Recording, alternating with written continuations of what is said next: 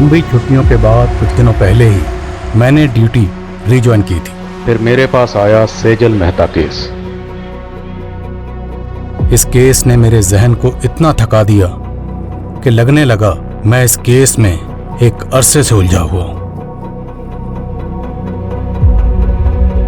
मैं जब भी इस लड़की के बारे में सोचता हूं तो एक अजीब ख्याल मेरे जहन को जकड़ लेता है। पुलिस वाले मृत विक्टिम से कभी मिल तो नहीं पाते, लेकिन फिर भी उन्हें विक्टिम की जिंदगी में उतरना पड़ता है, जिसे एक भूल का नाम दिया गया था।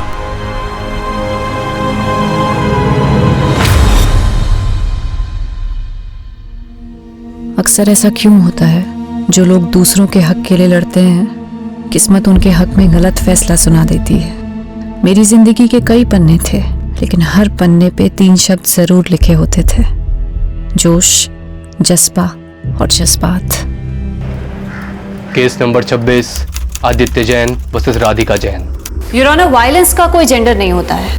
एक औरत के भी हाथ होते हैं जो कि मर्द पे भी उठ सकते हैं, और एक बीवी भी अपने पति को असॉल्ट कर सकती है। योर ऑनर, मेरे क्लाइंट आदित्य डोमेस्टिक वायलेंस के विक्टिम हैं। जब रिश्ते हिंसा की बलि चढ़ते हैं तब जज्बाती चोट जिस्मानी चोट से ज्यादा दर्द भरी होती है। एंड योर ऑनर, दर्द का भी कोई जेंडर नहीं होता है। और झूठ का भी कोई जेंडर नहीं होता। झूठ को सच बनाने की भूमिका चाहे जितनी भी अच्छी तरीके से कर ली जाए, लेकिन प्रूफ क्या है? योर ऑनर, ये आदित्य की मेडिकल रिपोर्ट्स हैं जिसमें उसकी पुरानी इंजरीज के प्रूफ हैं। योर ऑनर, आदित्य के फ्रेंड्स, नेबर्स हर कोई स्टेटमेंट दे चुका है और सबका यही कहना है कि वायलेंट आदित्य नहीं, राधिका है। योर ऑनर, अगर मेरे क्लाइंट चाहें तो काउंटर केस भी कर सकते हैं, बट हम कोर्ट का टाइम वेस्ट नहीं करना चाहते, इसलिए आई अपील कि इस केस को डिसमिस करके डिवोर्स ग्रांट कर दिया जाए। मुझे बहुत अफसोस के साथ कहना पड़ रहा है कि एक महिला होने के बावजूद भी सेजल जी इस केस को जीतने के लिए बहुत कुछ मैनिपुलेट कर रही हैं। आप अपनी दलीलें नहीं प्रूव कर पा रहे हैं तो कुछ भी कह रहे हैं, but I believe in justice your honour. Domestic violence act का कई बार गलत तरह से इस्तेमाल हुआ है, सो आई होप इस केस में एक ऐसा वर्डिक्ट आए जो कि सभी डोमेस्टिक वायलेंस एक्ट को वायलेट करने वालों के लिए एक बड़ा सबक हो। सेजल, मुझे अब विश्वास हो गया है कि तुम्हारी मदद से मैं एक केस जीत सकता हूँ। मैं तुम्हें बता भी नहीं सकता हूँ कि उस औरत के साथ मैं कितनी घुटन महसूस करता था। सेजल, कब से कॉल लगा रहा हूँ, फोन भी बंद है तुम्हारा। सॉरी प्रतीक, मैं कोर्ट रूम में थी। तो मुझे यहाँ क्यों बुलाया? पहले ड्राइवर समझ रखा है। वैसे सही है, तुम्हारा वेट करता रहूँ मैं हमेशा, है ना? सॉरी यार। Aditya, he is Prateek, my fiancé. Hi. Hi. अब आपका ऑर्डर हो तो चले यहाँ से। See you on the verdict day. Let's go. Bye.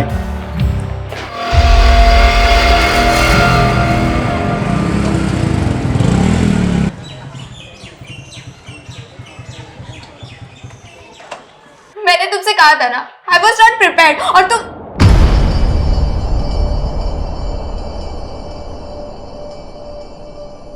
Anjali,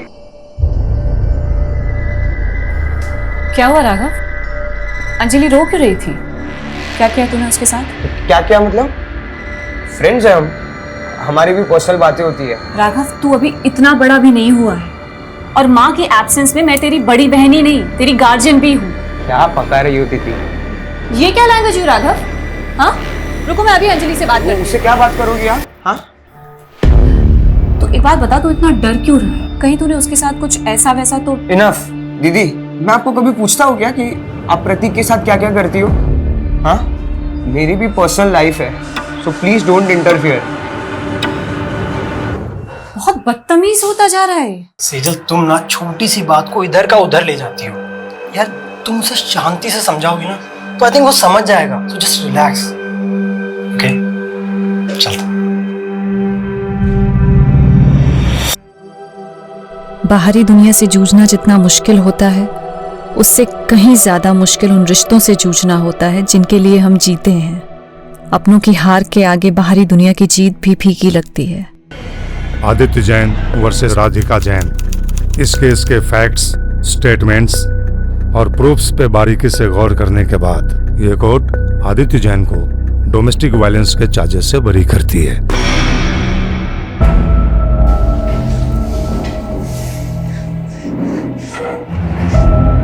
thank you Sejal.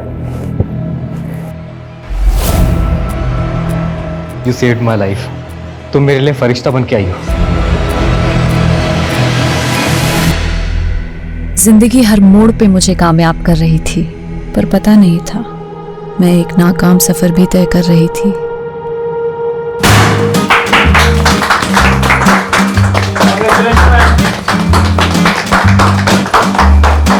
Many congratulation Sejal. मुझे पता था तुम ये केस जीत कर रहो। जिस डेडिकेशन, सिंसियरिटी और ईमानदारी से तुम काम कर रही हो, it's something to be appreciated. Thank you sir, लेकिन मुझे आपसे बहुत जरूरी बात। आज कोई काम की बात नहीं होगी। It's a celebration time. And listen guys, Sejal की जीत की खुशी में आज मैंने आप सबके लिए डिनर पार्टी अरेंज की है। एंजॉय। मुझे लग रहा है बॉस सेजल पे बहुत ज्यादा मेहरबान हो रहे हैं। थोड़े हाई प्रोफाइल केसेस इसके लिए रिजर्व करके रखे। हम तो सिर्फ पेपर वर्क करने के लिए ना।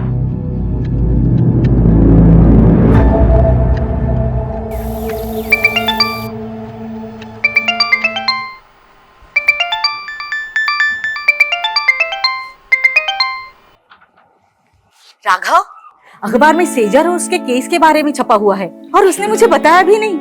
कहाँ है वो? दीदी सो रही होगी माँ, मुझे भी सोने दो। 8 बज रहे हैं राघव, उठ और सेजल से कह मुझे फोन करेगी। दीदी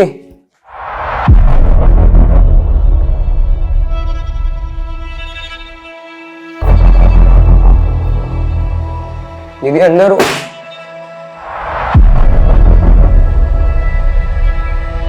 दीदी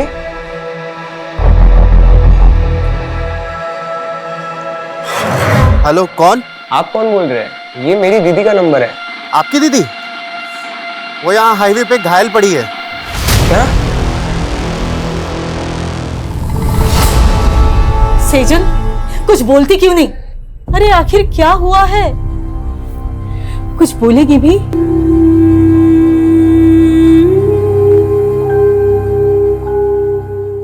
मुझे लगता है शायद दीदी के साथ रेप।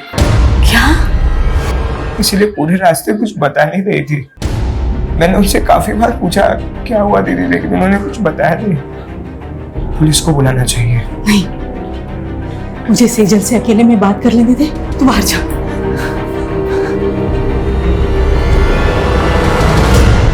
सेजल, मुझे बताना बेटा, क्या तेरे साथ किसी ने जबरदस्ती की? सेजल ठीक तो है ना? मुझे लगता है कुछ तो हुआ है जो तुम मुझसे छुपा रहे हो। नहीं प्रतीक, ऐसा कुछ नहीं है। अगर सब कुछ ठीक है तो वो मेरा फोन क्यों नहीं उठा रही है? वो दीदी सो रही है, मैं कॉल करवाता हूँ।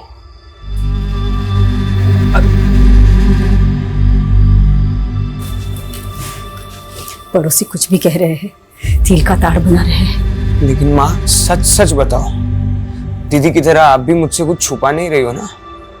उन्होंने आपको बता दिया ना कि उनके साथ रेप हुआ है। ऐसा कुछ नहीं है, डॉक्टर को दिखाया था ना सेजल को। मुझे भी उसकी परवाह है, तू फिक्र मत कर, वो धीरे धीरे नॉर्मल हो जाएगी। नहीं, यहाँ बैठे बैठे कुछ नहीं होगा। मैं दीदी को लेके जा रहा हूँ, काम करेगी तो उनका मन बदलेगा। ठीक है, मैं भी तेरे और सेजल के साथ वहां आती हूँ।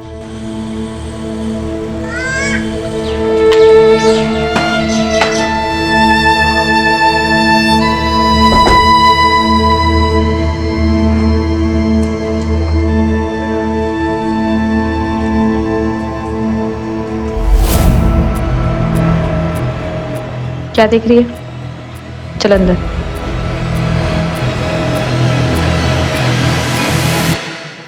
बेटा, तूने जिंदगी में कभी हार नहीं मानी। मैं तुझे ऐसे बुझा बुझा नहीं देख सकती।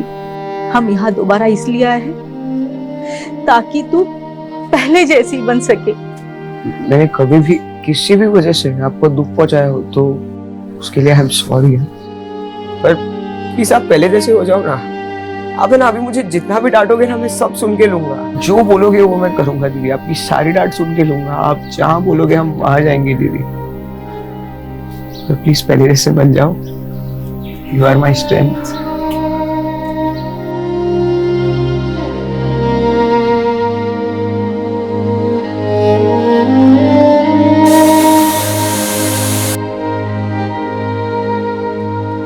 दर्द छिपा के मैं पहली बार एक झूठी जिंदगी जीने की कोशिश कर रही थी। सच मुझसे नाराज था या मैं सच से नाराज थी? मेरी दलीलें मुझे ही उलझा रही थी, पर अपना फैसला भी अब मुझे ही करना था। राघव, तू पक्का सेजल को लेके मुझसे कुछ छुपा नहीं रहा है ना? मैं भी पनवेल आ रहा हूँ। नहीं प्रतीक, वो हम आ गए हैं, सिर्फ 2 ही दिन हुए हैं। अरे तू सेजल का फोन क्यों बंद है? मेरी बात करो उससे। हाँ देखता हूँ। दीदी,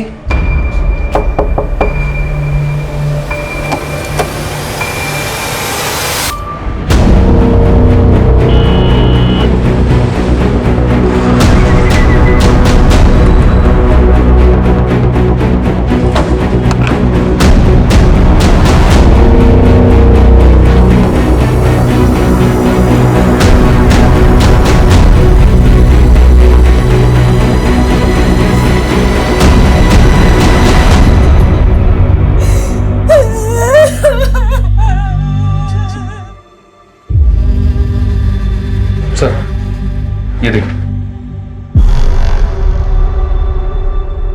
मेरी शिकायत खुद से, अपने आप से। मैं ऊपर वाले को थैंक्स बोलती हूँ जिसने मुझे ये जिंदगी दी, दुनिया के सबसे अच्छे माँ बाप दिए, प्यारा सा भाई दिया। लेकिन मुझे नहीं मालूम था मेरी एक भूल मुझे उनसे इतना दूर कर देगी। मुझसे बहुत बड़ी भूल हो गई जिसकी सजा मैं अपने आप को दे रही हूँ। मुझे हमेशा अफसोस रहेगा कि मैं आपका साथ छोड़कर जा रही हूँ। आपकी सेजल। शहर की एक युवा लॉयर सेजल मेहता की लाश घर में फंदे से लटकी पाई गई। क्या सेजल ने खुदकुशी की या ये एक हत्या है? ये सवाल फिलहाल पूरा शहर पूछ रहा है। प्रारंभिक जांच में अभी तक पुलिस कोई ठोस नतीजे पर पहुंच नहीं पाई है। ये सुसाइड नोट में सेजल ने किसी भूल का जिक्र किया हो। क्या भूल हुई थी? और उसके चेहरे पर चोट के निशान थे। वो चोटें कैसी आई? आप लोग बोलते क्यों नहीं है? ये सब माँ की भूल है सर। कैसी भूल? सर 15 दिन पहले होली की दहन की रात दीदी एक पार्टी में गई थी। वहां उनके साथ कुछ हुआ था सर। पूरी रात घर भी नहीं आई और सुबह। सेजल किसकी पार्टी में गई थी? कहाँ गई थी? अच्छा सुन, मैं तुझसे कल बात करती हूँ। क्यों? आज घर नहीं आने वाली हो? आऊंगी, पर शायद थोड़ा लेट हो जाए, एक पार्टी में जा रही हूँ। उन्होंने सिर्फ इतना बताया था कि वो किसी होटल कस्तूरी में गई थी और पूरी रात घर नहीं आई थी। तो क्या ये भूल थी? या फिर आपको ये मालूम होता है कि आपकी बेटी के साथ रेप हुआ है, आपने फिर भी पुलिस में कंप्लेंट नहीं की? उस भूल का जिक्र उसने इस खत में किया। मेरी बेटी का रेप नहीं हुआ था सर। मैंने डॉक्टर से उसका चेकअप भी करवाया था। देखिए, सेजल को बहुत ही बुरी तरह से मारा पीटा गया है। कहीं ऐसी वैसी तो बात नहीं? मेरा मतलब है ये मैं कंफर्म नहीं बता सकती। अगर आप पहले सेजल को यहाँ पे लेके आए होते तो शायद मैं कुछ कंफर्म बता सकती थी। सेजल के साथ मारपीट किसने की थी? दीदी ने कुछ भी नहीं बोला था सर। वो ट्रॉमा में थी। लेकिन धीरे धीरे वो हमसे घुलने मिलने लगी थी। ऐसे कैसे सुसाइड कर सकती है वो? आप कहना क्या चाहती हैं? क्या कोई बाहर से आया और उसने जबरदस्ती आपकी बेटी को अंदर पंखे पर लटका दिया? सर कुछ समझ नहीं रहा है। मैं कॉलेज गया था और माँ शॉपिंग करना है। जब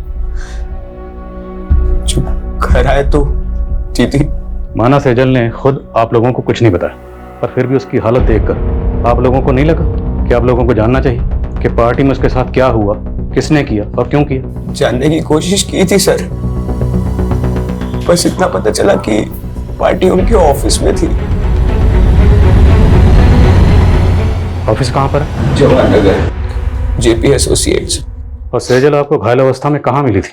एमजी रोड। सर यहीं पे मिली थी मुझे दीदी। आसपास तो कोई सीसीटीवी कैमरा नजर नहीं आ रहा है। जादव सुनो, यहाँ आसपास लोगों से पूछताछ करो, पता करो किसी ने कुछ देखा है क्या।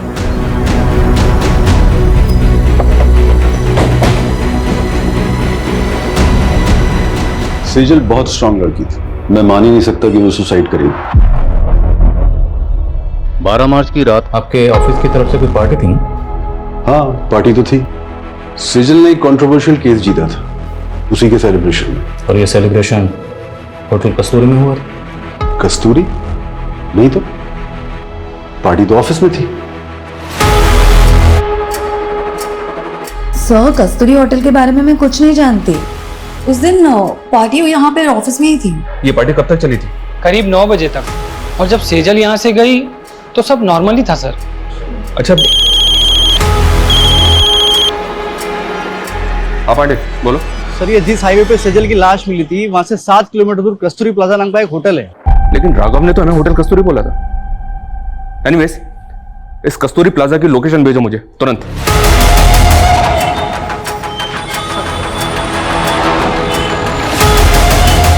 नहीं सर, 12 मार्च को यहाँ कोई पार्टी नहीं थी। इस लड़की को आपने यहाँ देखा था? सर, यहाँ तो बहुत से लोग आते हैं, मुझे याद नहीं है। पांडे, 12 मार्च को यहाँ पे जितने भी गेस्ट आए थे सबकी लिस्ट चेक करो और यहाँ का सीसीटीवी फुटेज भी चेक करो।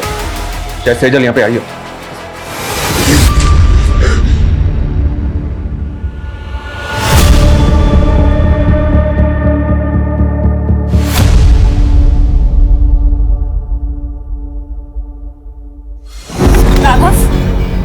क्या है ये?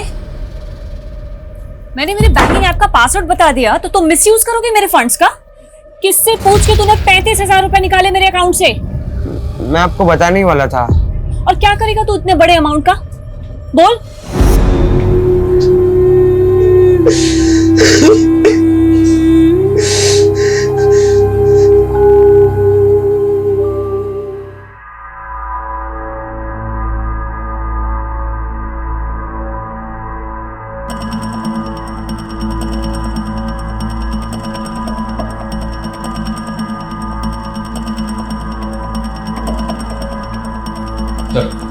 हमने चेक किया, कस्तूरी प्लाजा में 12 मार्च को कोई पार्टी नहीं थी और ऐसा कोई क्लू भी नहीं मिला है जिससे पता चले कि उस रात सेजल वहां गई। सेजल के भाई राघव ने होटल कस्तूरी कहा था और ये कस्तूरी प्लाजा है। लेकिन सर, होटल कस्तूरी नाम से कोई होटल नहीं है उस एरिया में।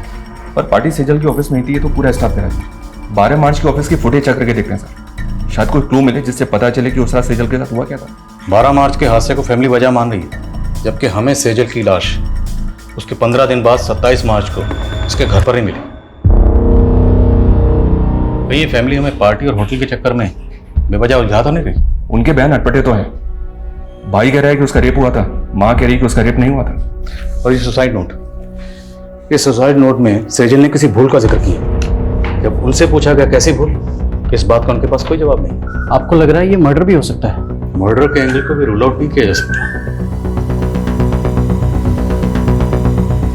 मर्डर या सुसाइड, 12 मार्च से लेकर 27 मार्च तक फैमिली की एक्टिविटी पता करो। 12 मार्च पे फोकस करो और पता करो कि 12 मार्च को सेजल ऑफिस के अलावा और कहाँ गई थी। 13 मार्च से 24 मार्च के बीच फैमिली पनवेल में थी सर। तो पनवेल में अपने खबरियों को एक्टिव करो और पनवेल से लौटने के बाद 24 मार्च से लेकर 27 मार्च के बीच में फैमिली में क्या क्या हुआ सब पता करो। और जिस डॉक्टर ने सेजल को एग्जामिन किया था उससे मिलना पड़ेगा, और जिस लड़के से सेजल की मंगनी हुई थी उसे पूछताछ के लिए बुलाओ। मैंने 14 मार्च को सेजल का चेकअप किया था। उसके घाव 2-3 दिन पुराने थे। 6-7 जगह तो ब्लड क्लॉट्स हुए थे। ऐसा लग रहा था मानो जैसे कुछ बेल्ट की चीजें से मारा गया है। सेजल का रेप हुआ था? नहीं, मैं इसको लेके श्योर नहीं हूँ। इनफैक्ट मैंने सेजल के मॉम को भी बोला था। आपकी सेजल से कुछ बात हुई थी? उसने आपको कुछ बताया कि उसके साथ ये सब कैसे हुआ? मैंने सेजल को बहुत पूछा पर उसने कुछ बताया नहीं। अरे दर्द दबा के मुस्कुराना सीखा है और मेकअप लगा के जख्म छुपाना भी। जब तक जवानी है बिक रहे हैं। अभी का कमाया हुआ ही आगे चल के उम्र ढलने के बाद काम आएगा, समझी?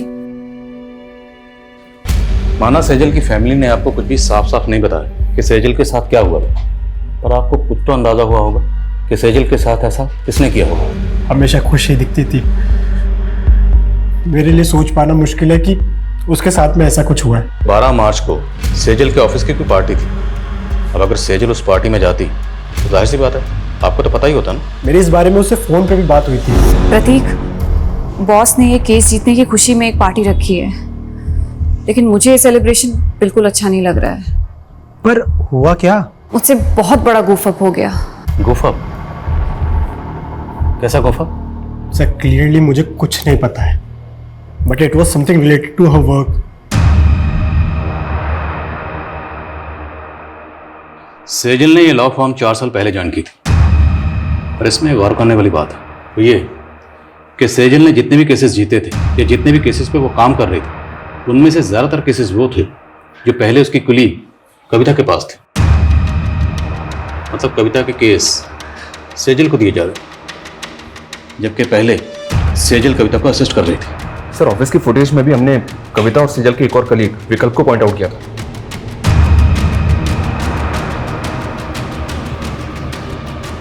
ये देखिए सर, सेजल ऑफिस से आखिरी बार कविता और विकल्प के साथ जाती हुई दिख रही। सर सेजल के 12 मार्च के सीडीआर के अकॉर्डिंग उसकी आखिरी 2 फोन कॉल्स भी जानने जैसी हैं। सेजल ने रात को 8 बजे आदित्य जैन को कॉल किया था और फिर ठीक उसके बाद राधिका जैन ने सेजल को कॉल किया। आदित्य जैन सेजल का क्लाइंट था और राधिका आदित्य की बीवी। राधिका ने आदित्य पे डोमेस्टिक वायलेंस के चार्जेस लगाए थे, केस किया था और इसी केस को सेजल ने जीता था जिसकी खुशी में पार्टी हो रही थी। मुद्दा ये है कि सेजल का क्लाइंट था आदित्य जैन, फिर राधिका ने इसे कॉल क्यों किया?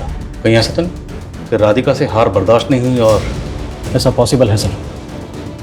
आदित्य और राधिका से मिलो और सेजल के ऑफिस में नए सिरे से पूछताछ करनी पड़ेगी। उस पार्टी वाली रात सेजल आप दोनों के साथ पार्टी से बाहर गए थे, कहाँ गए थे आप लोग? देखिए सर, हम सिर्फ उसके साथ ऑफिस से बाहर तक गए थे। बॉस को तुम पे कितना भी प्राउड हो, तो मेरा असली प्राउड तो तुम हो। मेरी छोटी सी असिस्टेंट ने इतनी तरक्की जो करनी। तरक्की मैंने आपको छोड़ने के बाद ही की है। तो वो कहते हैं ना कि बरगद के नीचे कोई और वृक्ष नहीं पनप पाता, मैं भी नहीं पनप पाती। इसलिए विकल्प, थिंक अबाउट योर फ्यूचर। अच्छा, तो तुम शुरू से ही इतना बोलती हो? राज ना बहुत ज्यादा मीठा बोल रही हो। Thank you ma'am for appreciating me. Excuse me. हम तभी वहां से चले गए थे। उसके बाद मैंने उसे एक लड़की के साथ जाते हुए देखा। लड़की? जी सर। कौन थी वो लड़की? I don't know her. Actually काफी अंधेरा था तो मैंने उसे ठीक से देखा नहीं। ऑफिस के बाहर की 12 मार्च की सीसीटीवी फुटेज निकलवा। अगर ये लोग सच बोल रहे हैं तो पता तो चले सेजल उस रात किस लड़की के साथ गई थी।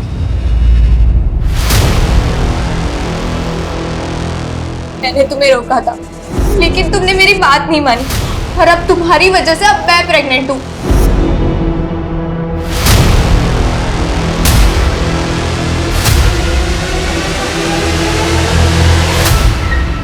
यार आज तो एक भी ग्राहक नहीं फंसा। मेरे को तो खड़े खड़े नींद लग रही है। चल ना घर चलते हैं। मेरी तो बुकिंग आ गई। इसको पूछना, इसको 2 चाहिए क्या? मेरा भी बोनी हो जाएगा। अरे ये मेरे को देने में तो बार्गेनिंग करता रहता, तुझे कहाँ से देगा? जा तो जाके सो जा।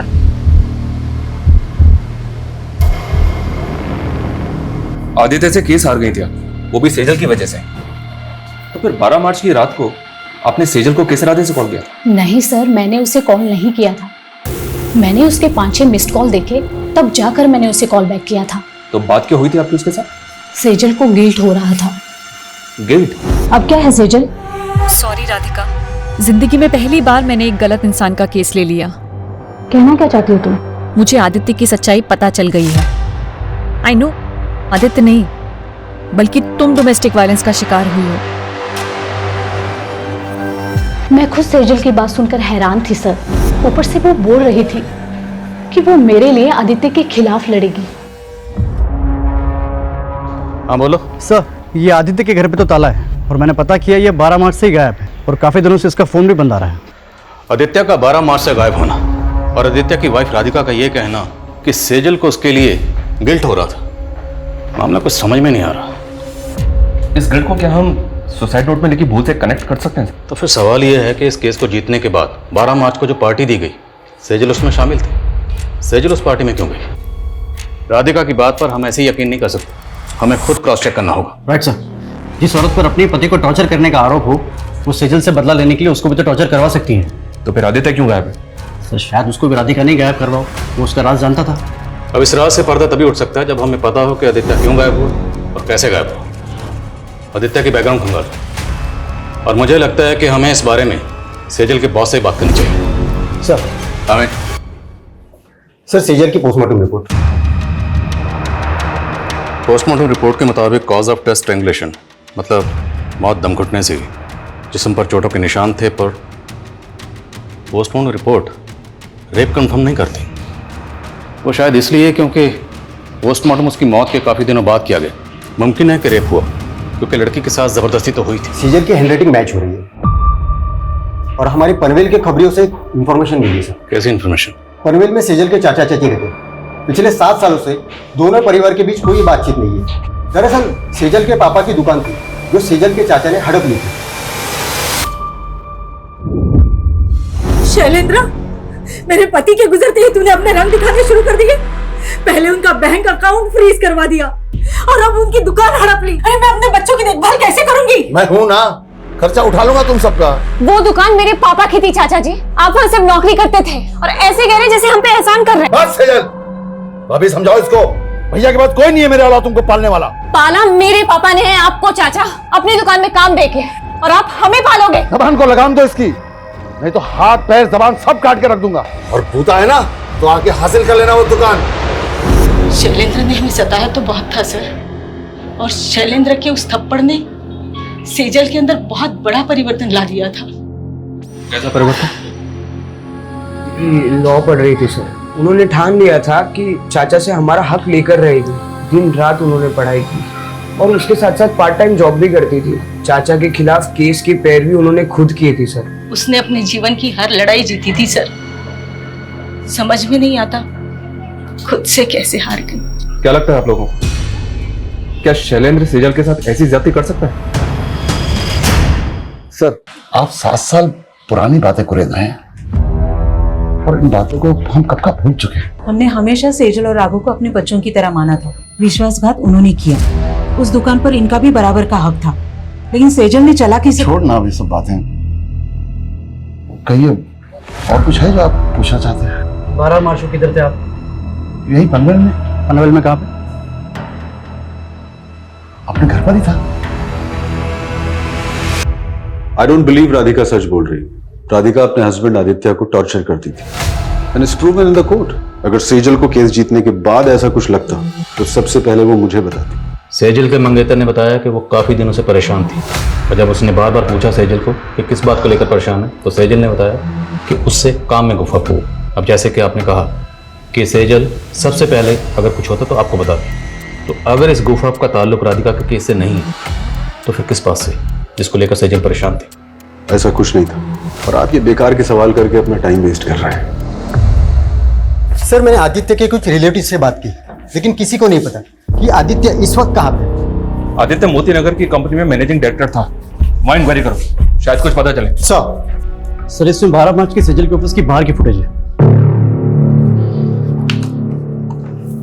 सर इसमें वो इस लड़की के साथ बाहर जाते हुए दिख रही है। कौन है ये लड़की?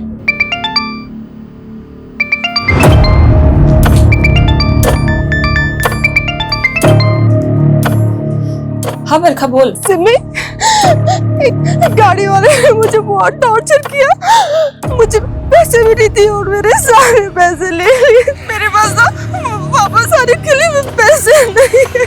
तू घबरा मत बरखा, कहाँ है तू बता मुझे, मैं आती हूँ तुझे लेने।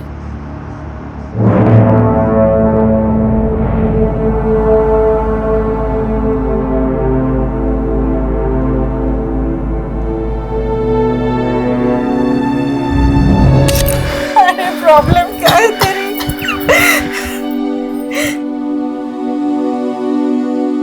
क्या चाहता है तू? फिर से मैं वही दिन देखूं? हाँ?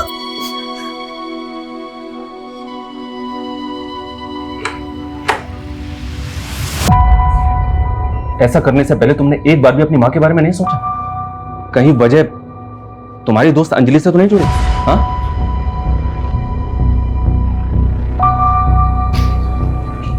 ये देखो, और मैं बताऊं कि 12 मार्च की रात को अंजलि सेजल से मिलने क्यों गई थी?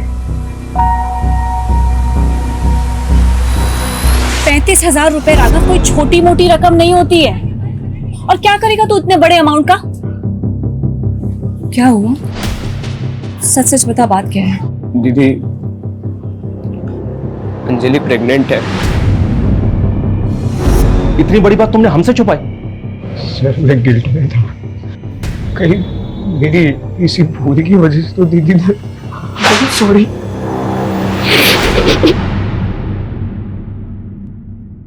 कोई प्रेग्नेंट नहीं थी तुम, ये सब ड्रामा है ना?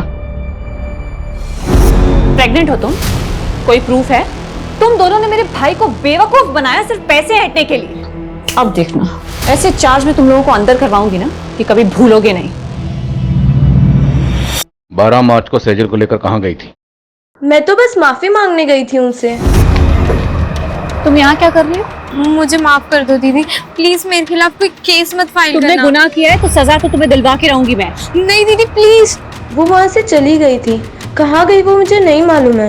तो हम मालूम कर लेंगे। जरा इन दोनों को मालूम पर घुमाओ। जी सर। माना तुमने हमसे पहले अंजलि की बात छुपाई, पर हमें अभी तक किसी भी होटल कस्तूरी का पता नहीं चला है। दीदी ने मुझे यही बोला था कि वो उस रात होटल कस्तूरी जा रही थी। अगर होटल कस्तूरी वाकई है तो कहीं तो होगा। हर छोटे मोटे होटल की लिस्टिंग करो और ढूंढो होटल कस्तूरी को। और सेजल अपने भाई राघव को एमजी रोड पर मिली थी। एमजी रोड से लेकर सेजल के ऑफिस तक जहां जहां सीसीटीवी है सबकी फुटेज निकलाओ, फुटेज स्कैन करो। सर, ये आदित्य जिस कंपनी में एमडी था वहां से अचानक से रिजाइन करके चला गया। ऑफिस में इंक्वायरी की तो पता चला कि ये वहां पे काम करने वाली लड़कियों को फेवर देने के लिए उनका शारीरिक शोषण किया करता था। ये बात आदित्य के ऑफिस की एक लड़की ने सेजल से कांटेक्ट करके उसे बताई थी। तो पूरे चांसेस हैं कि आदित्य की वाइफ राधिका का बयान सही है कि सेजल उसके खिलाफ एक्शन लेने वाली थी, क्योंकि आदित्य 12 मार्च से ही गायब है। आदित्य के ऑफिस से उसके बारे में एक और लीड मिली है सर। शायद ये अपने मामा के घर पहुंच सकता है। उठवाओ। भागा नहीं था मैंने रिजाइन किया था। तुम 12 मार्च से गायब हो। 12 मार्च मतलब उसी दिन जिस दिन सेजल। मैंने कुछ नहीं किया है, मुझे अपने लॉयर से बात करनी है। अपने लॉयर को तो तूने मार दिया, अब किससे बात करेगा? बोल, क्यों मारा सेजल को? देखो, मुझे डराना मत। मुझे क्या लग रहा है तेरे साथ हम यहाँ पर टाइम पास कर रहे हैं? हाँ, रेप और मोलेस्टेशन के चार्जेस लगे हैं तुझे, और तेरे ऑफिस की कई लड़कियों की रिकॉर्डिंग स्टेटमेंट है हमारे पास। बोल अब। मेरे पास प्रूफ्स हैं तुम्हारी असलियत के। मुझे तो खुद पे गुस्सा आ रहा है कि तुम्हारे जैसे सेक्स ऑफेंडर की पैरवी की मैंने। पर थैंक्स सेजल, तुम्हारी वजह से मैंने केस जीत लिया। मैं राधिका के साथ मिलकर काउंटर केस करूंगी तुम्हारे खिलाफ। कल ही वारंट निकल जाएगा तुम्हारा। मैं डरकर भागा जरूर था, लेकिन मैं सच बोल रहा हूँ, मैंने सेजल के साथ कुछ भी नहीं किया है। राइट सर, मैं पता करने की कोशिश कर रहा था।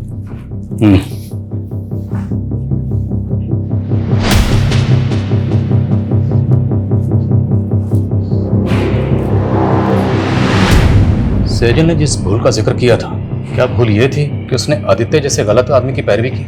अगर हाँ, तो फिर वो 12 मार्च से लेकर 27 मार्च तक खामोश क्यों थी? और कोई भी भूल इतनी बड़ी कैसे हो सकती है जिसकी वजह से सेजल जैसी लॉयर सुसाइड कर ले?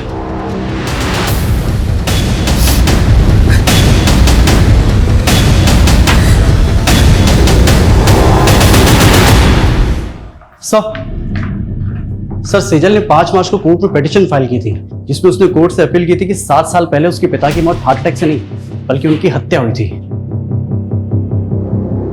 सर, पिटीशन तो अंडर कंसिडरेशन है, लेकिन सेजल को यह शक था कि उसके चाचा शैलेंद्र का हाथ इसमें था। लेकिन सेजल ने ये पिटीशन 7 साल बाद क्यों फाइल की? आखिर 7 साल बाद उसके हाथ में ऐसा क्या सुराग लगा हो? सेजल की माँ को भी इस बारे में कुछ नहीं पता, लेकिन सर वो हमें शैलेंद्र के बारे में भी कोई सबूत नहीं मिल रहा है। अगर सेजल की पिता की हत्या के पीछे वाकई उसके चाचा शैलेंद्र का हाथ था और उसके बावजूद वो 7 साल से बाहर है, तो मतलब प्लानिंग लंबी की होगी। और अब सेजल 7 साल बाद उस पर मर्डर चार्जेस लगाकर उसे अंदर करवाने वाली थी। मोटिव स्ट्रांग है। इस शैलेंद्र के बारे में पता करो, उसकी हर एक हरकत पर नजर रखो। Okay sir.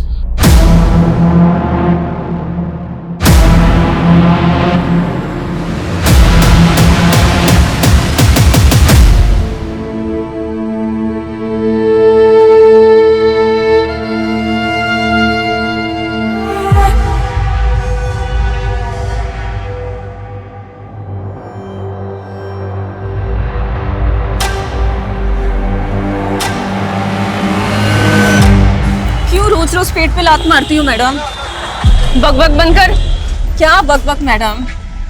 जो मर्डर करके भाग जाते हो उनको तो आप पकड़ नहीं पाते हो, और हमारे जैसे को दबोच लेते हो आप। क्या बोल रही है तू? किसका मर्डर? मेरी दोस्त का मर्डर। 6 महीने पहले 12 मार्च को हाईवे रोड पे मेरी दोस्त को मार दिया गया था। उसकी सुनवाई हुई अभी तक? चल ठीक है, गाड़ी में बैठ।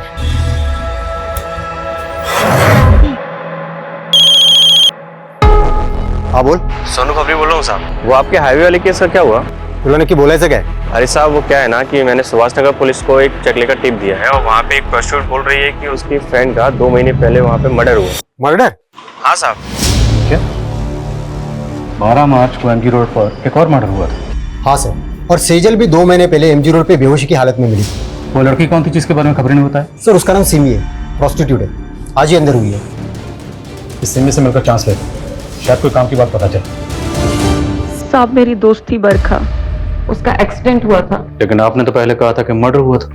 साहब किसी ने जानबूझकर उसको गाड़ी से उड़ा दिया था। आपको ये कैसे पता कि किसने जानबूझ के उड़ाया था? हाँ बरखा बोल। मेरे पास ना वापस आने के लिए पैसे नहीं। तू घबरा मत बरखा, कहाँ है तू बता मुझे। मैं एमजी रोड पे एक गाड़ी वाला एक लड़की को फेंक दिया। बरखा मुझे कुछ समझ में नहीं आया और उसके बाद उसका एक्सीडेंट हो गया। बरखा ने आपको उस गाड़ी का नंबर बताया था? नहीं साहब, लेकिन बरखा ने बताया था कि ग्रे कलर की कोई कार थी। आपकी बरखा से बात कब हुई थी? मेरा मतलब तारीख क्या थी? सर 12 मार्च को रात के 2-2:30 बजे के आसपास। 12 मार्च की रात को सेजल जहां पर जख्मी हालत में मिली थी उस जगह पर सीसीटीवी नहीं है, लेकिन वहां से 3 किलोमीटर दूर एक सिग्नल है, वहां पे सीसीटीवी है और रास्ते में कोई भी राइट या लेफ्ट टर्न नहीं है, सीधा रास्ता है। उस सीसीटीवी की फुटेज स्कैन करो, जितनी भी सफेद रंग की गाड़ियां दिखती हैं सबकी लिस्टिंग करो।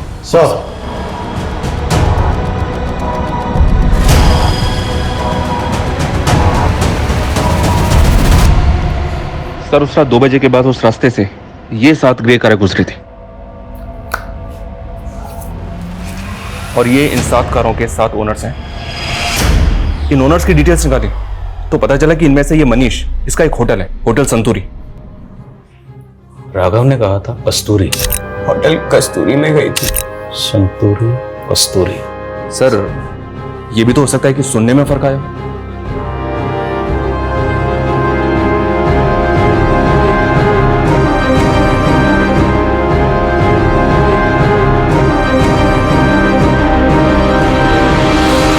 मेरा यकीन कीजिए सर, मेरी सेजल से कोई दुश्मनी नहीं थी। मैं तो बेकार में ही अपने दोस्त के लफड़े में फंस गया। कौन दोस्त?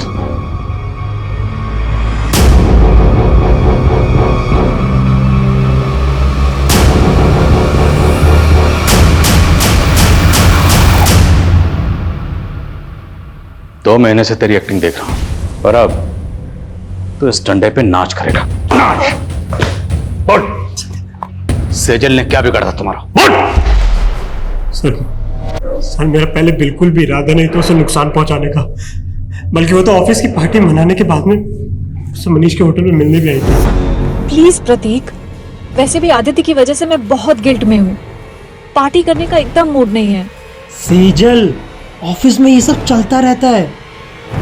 Please please. कौन? Cheers, guys.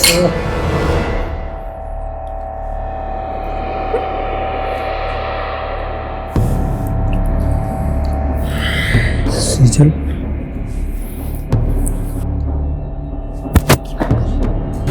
दोस्त है सामने। दोस्त पास में नहीं होते तब भी कौन सा तुम पास आने देती हो? तुम ना मेरे स्वाभिमान को बहुत हर्ट करते हो। विशाल,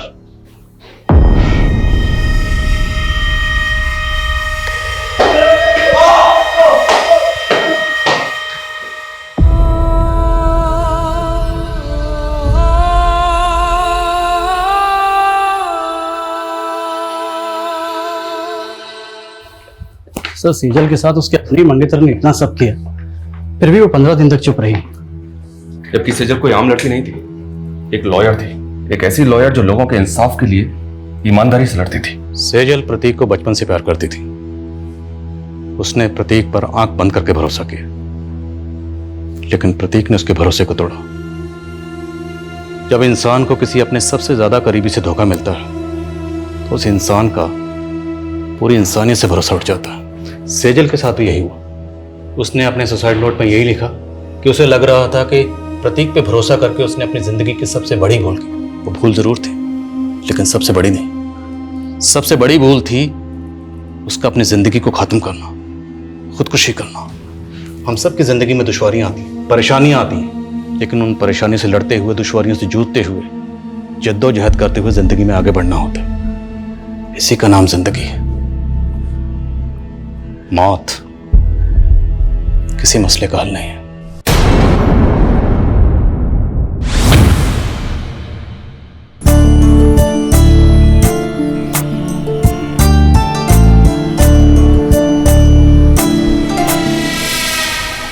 ए, रुक तो कशाला? भाजी सामने पड़ी है, दिखाई नहीं दे रही है क्या तेरे को? मैं थूकेगा तभी तेरा धंधा चलेगा। पैसा दे तभी तेरा धंधा करने को मिलेगा। तो रोज आएगा, रोज थूकेगा, फिर देखता भाजी कैसा बेचता तू।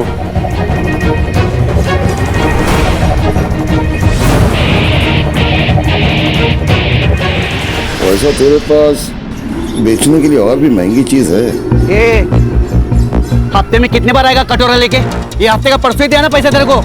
अब सब कुछ बराबर हो गया। निकल, धंधे का टाइम है, खोटी मत कर। तेरा हफ्ता डबल। अभी 2 दिन में पैसा नहीं देना तो तेरा ठेला और तुम दोनों इधर दिखेंगे नहीं। अरे जा रे बाबा, हम बात दूंगा। पांडे जी, ये लो।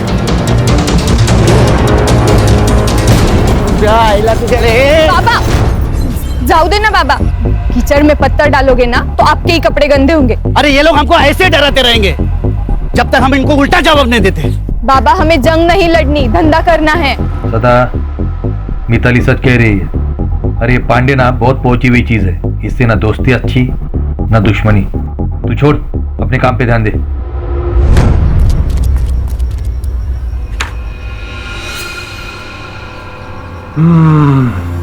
कौन सा सेंट है? मस्त है भाई, ये जो आपने दिया था। तबीश में बोलू, दिल की धड़कन क्यों चुक गई मेरी?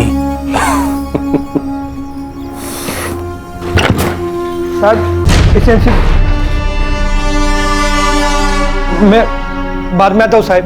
नहीं नहीं, मैं जा ही रही थी। सर दामोदर। हाँ सर। ये जो दरवाजा लगा है ना, वो शो के लिए नहीं लगा है। अगली टाइम आएगा ना तो नॉक करके आना, नहीं तो अगला साइन तेरे ट्रांसफर ऑर्डर पे कर दूंगा। समझा क्या? और सर। ये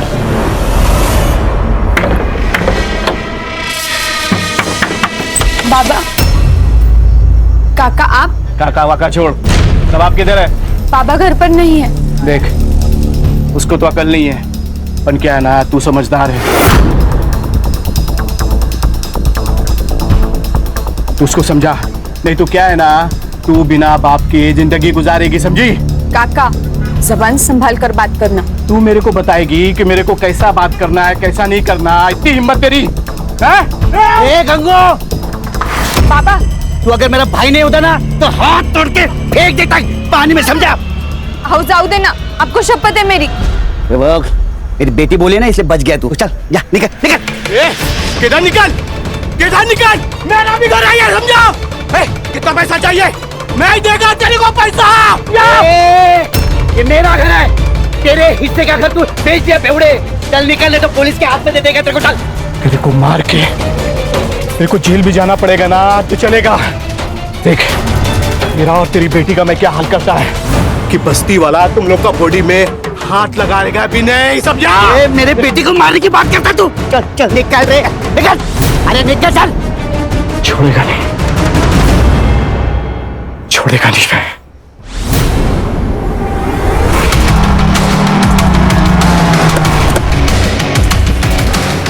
चलो चलो चलो, ए बंद कर, ए टिकली चल, ए कपड़ा चल, घर ही जाओ, निकल। डॉक्टर बाबू, ये सब क्या चल रहा है? ये रोज का नाटक है इन लोगों का। लेकिन अपने पास तो लाइसेंस भी है और पांडे को पैसे भी तो देते हैं ना हम लोग। अरे कोई फायदा नहीं है, ये लोग अभी सब रावण नहीं लेके ना फेंक देंगे। बंद कर, बंद कर, घर ही जाओ, घर ही जाओ। चल चल, बंद कर, बंद कर। ओ मैडम, चलो हो गई शॉपिंग। ए सदा, चल। क्या बोला था मैं तेरे को? मेरे थूक के बगैर तो धंधा नहीं कर पाएगा। मैं आता था, जा, क्या करना कर ले, चल। क्या? अरे दादा रुको, दादा रुको। पुलिस पे हाथ उठाता है हराम को।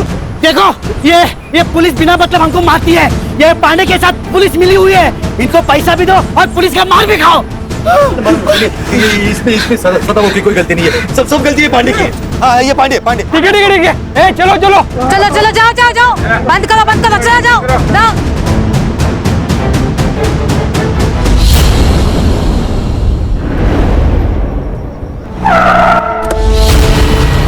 गुस्सा आता है ना तेरे को? अरे हाँ? तेरा सारा गुस्सा निकालती हूँ मैं। चल अंदर। अरे चल उसके अंदर। अरे लेकिन अरे मैडम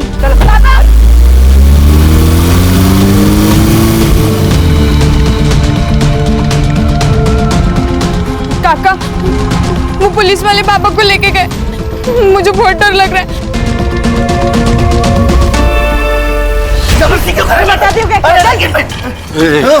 शेर के मुंह में हाथ डालेगा तो काटेगा ही ना। साहब सब देख रहे हैं, जो करना है वो अंदर जाके करो।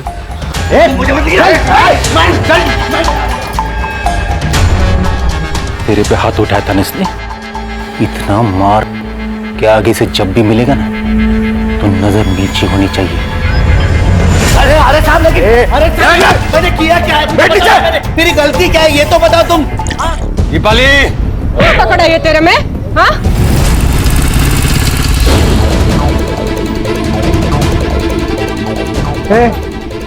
भाजी मार्केट है, बिना परमिशन के अंदर जाने के लिए। मेरे पापा अंदर है, क्यों मार रहे हो मेरे पापा को? पूछताछ चल रही है। पापा देखना, अंदर जाने नहीं दे रहे, प्लीज देखना प्लीज। सुनिए, मेरा नाम महेश है, महेश पवार। मैं PSI निकम को जानता हूँ, उनको बुला देंगे प्लीज। ठीक है, बैठो यहाँ पे।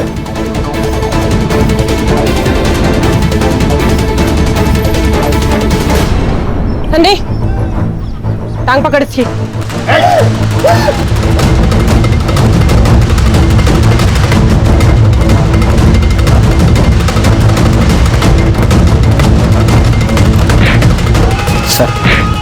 ए दामोदर, अरे वो दरवाजा बंद करना, आवाज से कान फटा जा रहा है मेरा। ये देख महेश, उसने पुलिस पे हाथ उठाया, उसको सजा और सबक तो मिलेगा ही ना। गरीब लोग हैं सर, माफ कर दीजिए उनको। मैं कुछ नहीं कर सकता। साहब मुझे एक बार मेरे पापा से मिलने दो, एक बार मिलने दो प्लीज सर। प्लीज बस इतना कर दीजिए प्लीज। ठीक है, तू रुक यहाँ पे। दामोदर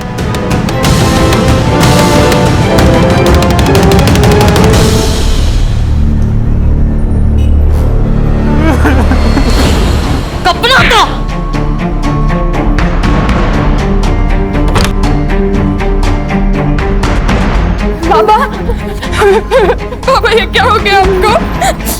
ये क्या हाल कर डाला इन्होंने आपका?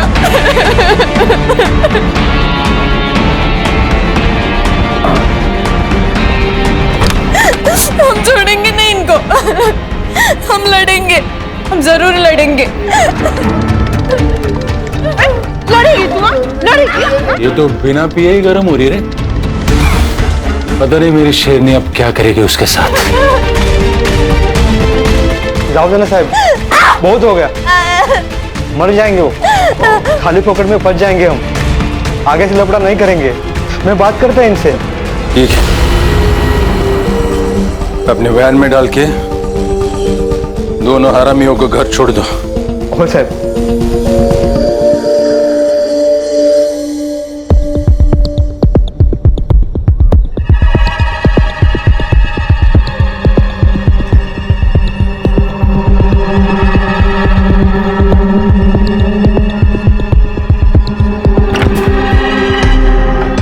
भिखारी,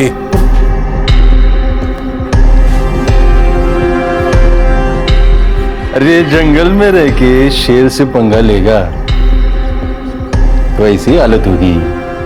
अब की बार छोड़ रहा हूं, फिर अगली बार ऐसा झपटा मारूंगा ना कि खेल खल्लास। येऊन जा।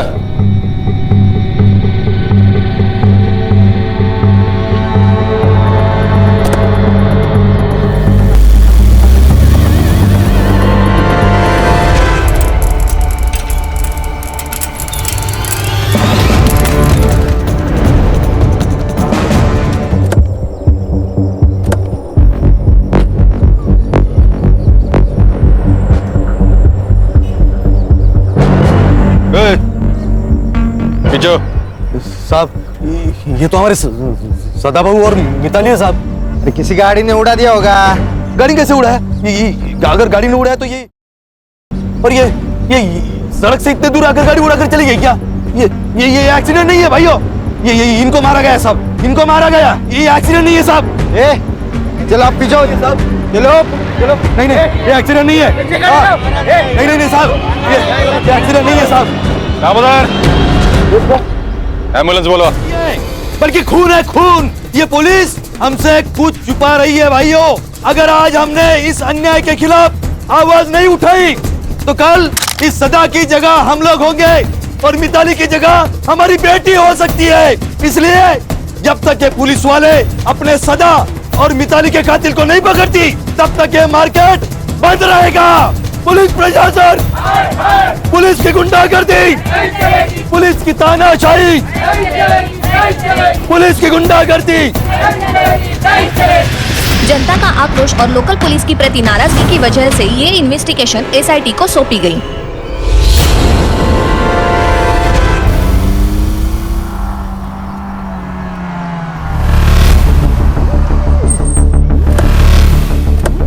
अरे या साहेब, या वेलकम टू तांदळी।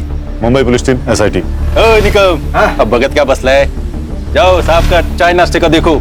सरकार ने इनको हमारी मदद करने के लिए भेजा है, पता है ना? दोनों बॉडीज किधर है? बॉडीज सुनाई कम देता है। दोनों बॉडीज किधर है? अभी बॉडीज का क्या करेंगे साहब? पोस्टमार्टम तो हो चुका है ना? या सर शायद फैक्स ठीक से मिला नहीं इनको। पोस्टमार्टम करने के लिए मना किया था ना साहब। ये हमारा पुलिस स्टेशन है। देशमुख। अब बॉडीज कहाँ हैं?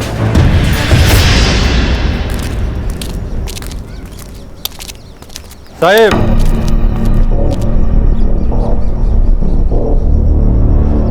हिट एंड रन का केस है ये।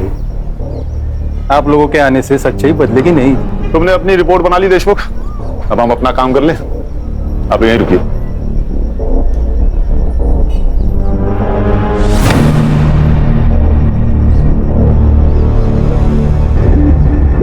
सर मर्डर ही है, पूरे बॉडी पर कट्स हैं, बहुत सारे जख्म हैं और सर लड़की का सर भी फोड़ा गया है।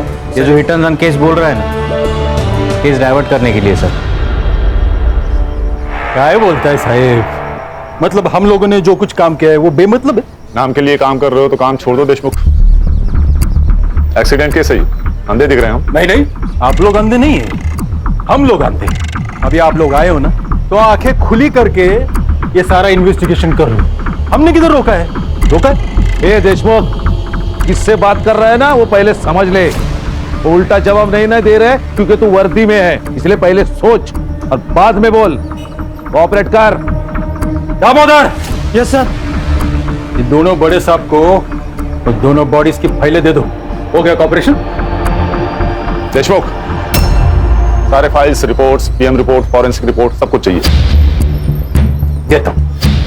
और कुछ चाहिए?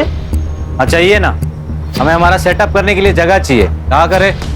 दीपाली, ये मुंबई टीम का दुकान लगाने के लिए जगह का बंदोबस्त करो। देशमुख, हमें केबिन चाहिए। ये आपका मुंबई पुलिस स्टेशन नहीं है, ये एरिया हमारा एरिया है और यहाँ का पुलिस स्टेशन मेरे कंट्रोल में, इसलिए इधर वही होगा जो मैं चाहूंगा। समझे? चला। सर आप कुछ कह क्यों नहीं रहे? हर जंग उसी वक्त नहीं जीती जाती खान, हमें अपना दिमाग ठंडा रखना होगा। Sir according to the PM report Mitali के साथ सेक्सुअल असॉल्ट भी हुआ है। उसके थाई और पैर पे सिगरेट के बर्न मार्क्स है and cause of death lung failure. Sir दोनों के मौत का टाइमिंग लगभग सेम है सर, 5 तारीख रात 1 से 2 के बीच। और सदा को कंफर्म जलाने की कोशिश की है सर, उसके मुंह पे बर्न मार्क्स है। जरा धीरे से, कोई भी खिड़की के पास मत देखो, हमारे ऊपर नजर रखी जा रही है। खान और संग्राम, ये बाप बेटी जहाँ ठेला लगाते थे वहां पर पूछताछ करिए आप लोग। ओके। अच्छा और गणेश भाऊ उनके घर के आसपास पूछताछ कीजिए।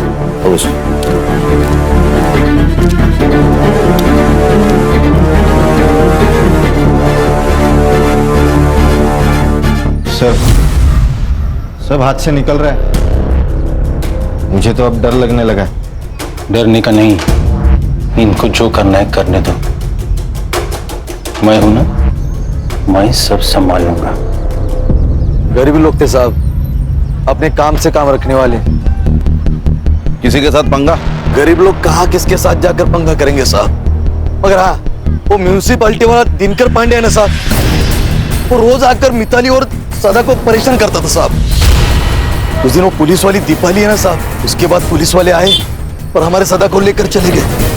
उसके बाद क्या हुआ मुझे नहीं मालूम साहब, मगर हाँ, हमने हमारा विरोध जताया साहब। और जब सरकार ने हमें आश्वासन दिया ना साहब कि कोई विशेष जांच की जाएगी और इनके कातिलों को पकड़ा जाएगा, तब जाकर हमने हमारा ये विरोध खत्म किया और हमारा ये मार्केट खुला किया। तो गंगाराम सदा का छोटा भाई है? हाँ, मगर सिर्फ नाम के लिए। ऐसा भाई भगवान किसी को भी ना दे। रोज शराब पी के आता और रोज तमाशा करता। पिछली बार तो उसने दोनों को मारने की धमकी दी थी। मेरे को मार के मेरे को जेल भी जाना पड़ेगा ना तो चलेगा। उस दिन सुभाष के साथ यहाँ राड़ा हुआ था। ये सुभाष कौन है? मिताली का बॉयफ्रेंड था। क्या मतलब साथ में नहीं रहना? 2 साल से तो मर रहा था मेरे साथ में रहना।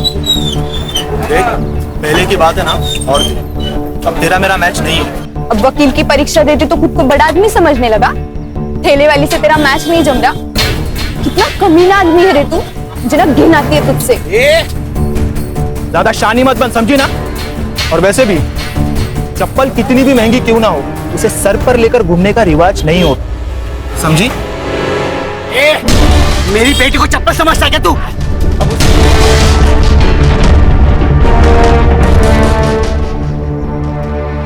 तो अब तक हमारे पास सस्पेक्ट हैं सुभाष, गंगू और म्यूनिसिपैलिटी वाला दिनकर पांडे। तेरे पीआई देशमुख का कुछ समझ में नहीं आ रहा है। सदा को उठा के उसने पुलिस स्टेशन में लाया, लेकिन हमें पता है नहीं। कुछ छोटा मैटर होगा सर। सर, बात छोटे बड़े की नहीं है। अगर हमसे कोई बात छुपाई जा रही है मतलब कुछ तो गलत किया होगा। सर, मैं ये पीआई देशमुख से बात करता हूँ। नहीं खान, ये हमारा केस है, इसे हम अपने तरीके से सॉल्व करेंगे। हर्षा और गणेश भाऊ गंगू से बात करेंगे। तो खान, ये पांडे को उठाओ और ये जो लवर बॉय है सुभाष ना, उसे तुम देखो। तो देशमुख से तो मैं डील करता हूँ। गेला बघ निकम, गेला देशमुख हर छोटी इंफॉर्मेशन मेरे लिए मायने रखती है। उस दिन तुम सदा को यहाँ पुलिस स्टेशन लाए थे, हमें क्यों नहीं बताया? सदा? निकम, कौन है सदा? एसआईटी चीफ हूँ देशमुख, गणितबाजी मत करना मेरे साथ। दामोदर, इस केस का हर डिटेल साहब को देने का पता नहीं क्या? वो सर, उस दिन दिल्ली से मिनिस्टर साहब आ रहे थे तो हमने उस सब्जी वाले को उठाया था। बदतमीजी की थी ना उसने। बदतमीजी की थी? अभी कोई हमारे साथ बदतमीजी करेगा तो क्या ऐसे ही छोड़ देने का उसको? और उसको नहीं, बहुत से ठेले वालों को उठाया था। शाम हो गई, छोड़ दे। एंट्री की रजिस्टर में? नहीं। अरे मंदिर से बाहर चोरी होती ना चप्पल, उतनी भी केस की औकात नहीं। मिनिस्टर साहब चले गए, सबको छोड़ दिया। अब बाहर जाके उनके साथ क्या होता है हमको क्या पता? हाँ, मैंने धमकाया था सदा भाव को, पर ये मेरे घर का मामला है। तेरे को क्या करने का है? अबे बेवड़े, बता सदा और मिताली को क्यों मारा? मैडम, मैं काय को मारे? मैं मानता है मेरे को उसका घर चाहिए था, पर वो मेरा भाई था ना मैडम, उसके जाने का मेरे को बहुत दुख है, सच्ची। 5 तारीख को किधर था तू?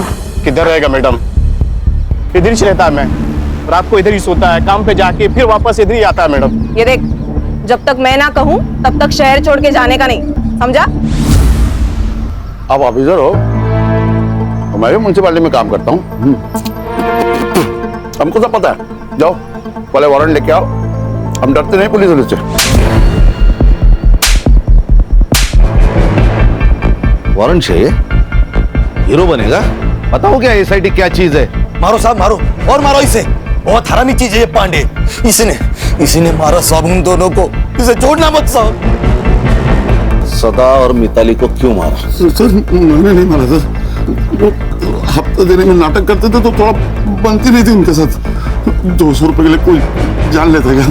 मैं अब ही कसम खाता हूँ सर, मैं नहीं मारा। 5 तारीख को कहाँ था? घर पे ही था, मेरी बीवी को पूछो। सुभाष 5 तारीख को ऑफिस आया था। 5? वो तो पिछले 4-5 दिन से ऑफिस ही आने हैं। आए तो इन्फॉर्म करना, ठीक है? ठीक है सर। सर ये एरिया का हीरो है ना के देशमुख, और उसकी ये टीम हमसे बहुत कुछ छुपा रही है। उन्होंने हमसे कहा था कि शाम 4 बजे बाप बेटी को उन्हें घर छोड़ दिया, लेकिन मैंने मार्केट में सदा के घर के आसपास पूछताछ की तो पता चला शाम से रात तक इन्हें किसी ने नहीं देखा। झूठ का महल बनाया है खान। एक सबूत मिला और केस सॉल्व। ये गंगाराम और पांडे की कॉल डिटेल्स और कॉल लोकेशन निकालो, कुछ तो जरूर पता चलेगा। और सर ये सुभाष भी मिसिंग है। इसका कुछ तो पंगा हुआ था सदा और मिताली के साथ, जान से मारने की धमकी भी दी थी इसने। तो लव अफेयर वाला एंगल है। अच्छा, उसका सेल ट्रैक पर रखो। ये बाप बेटी की 5 तारीख की कॉल डिटेल्स भी निकालो। सीडिया से पता चल जाएगा कि जिस दिन सदा को खेली से उठाया गया था उस दिन मिताली पुलिस स्टेशन गई थी या नहीं, और फिर वो पुलिस स्टेशन से कब निकली, सब पता चल जाएगा। और सर गंगाराम ने कहा कि दारू का अड्डा बंद होने तक वो वही था, लेकिन रात को ना वहाँ पे लोग होते हैं ना कोई सीसीटीवी कैमरा। और ध्यान रखो उस दिन पुलिस स्टेशन में कितने मोबाइल एक्टिव थे, सब।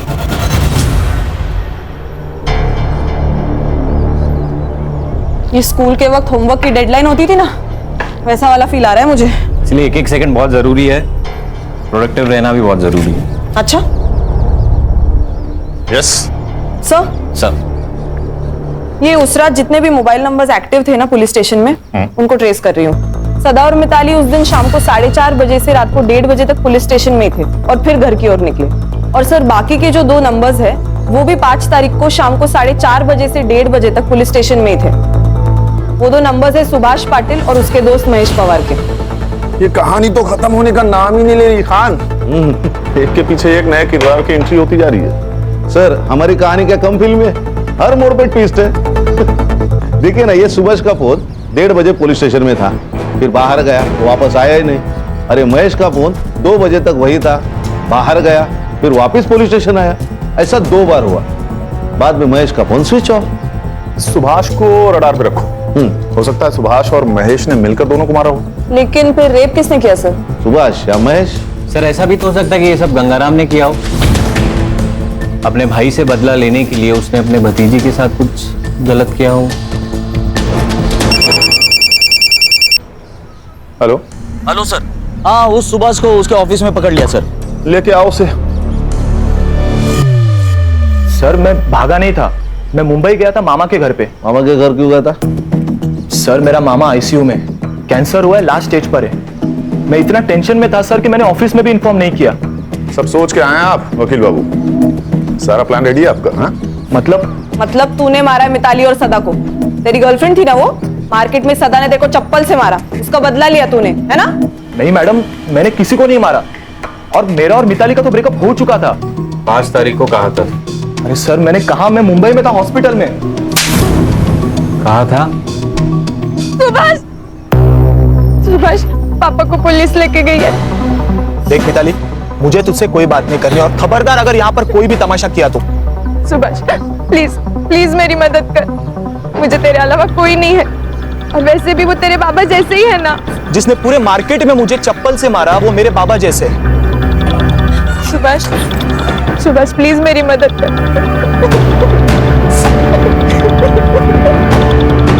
सर मैंने मेरे दोस्त महेश को कॉल किया सर, और उसे पुलिस स्टेशन बुलाया। उसकी जान पहचान है, सोचा कुछ फायदा होगा। साहब मुझे एक बार मेरे पापा से मिलने दो, एक बार मिलने दो प्लीज सर। बस इतना कर दीजिए प्लीज सर, मेरी रिक्वेस्ट है सर प्लीज। दामोदर। और सर कुछ 1 घंटे बाद वो दीपाली मैडम बाहर आई, और उन्होंने मुझे उन दोनों के कपड़े लाने को कहा। क्यों? यही सवाल मैंने उनसे पूछा मैडम, लेकिन उन्होंने कहा कि खराब हो चुके लेके आओ, तो मैं लेके आया। लेकिन सर ऐसा उन्होंने 2 बार किया, मुझे कुछ समझ में नहीं आ रहा था। फिर सर थोड़ी देर बाद वो बाहर आए, मैंने देखा उनकी हालत बहुत खराब थी। फिर देशमुख साहब ने उन्हें कार में घर भेज दिया और सर मैं भी घर चला गया। और सर घर जाके मुझे मामी का कॉल आया और मैं मुंबई के लिए निकल गया। देखो वकील साहब, कानून के तिकड़म तुम भी जानते हो और हम भी जानते हैं। कहानी अच्छी बुनी है तुमने। नहीं सर, मैं सच कह रहा हूँ। सच तो ये भी हो सकता है कि तुम उनके पीछे गए और वहां जाकर उन दोनों को मार दिया। बदला बहुत बड़ा नशा है। क्यों? नहीं सर, मैं सच कह रहा हूँ, प्लीज मेरा यकीन करो।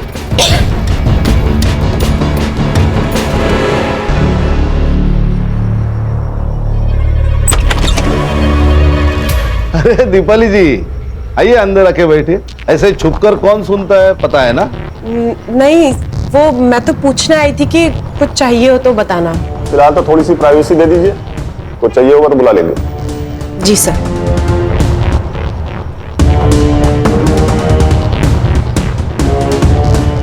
सुभाष, तुम जा सकते हो, लेकिन शहर छोड़ के जाना नहीं। लॉक किया है तुमने ना, प्रोसीजर तो पता ही होगा। Yes sir. चलो हर्षा, एक काम करो सर, पुलिस स्टेशन का सीसीटीवी फुटेज निकालो।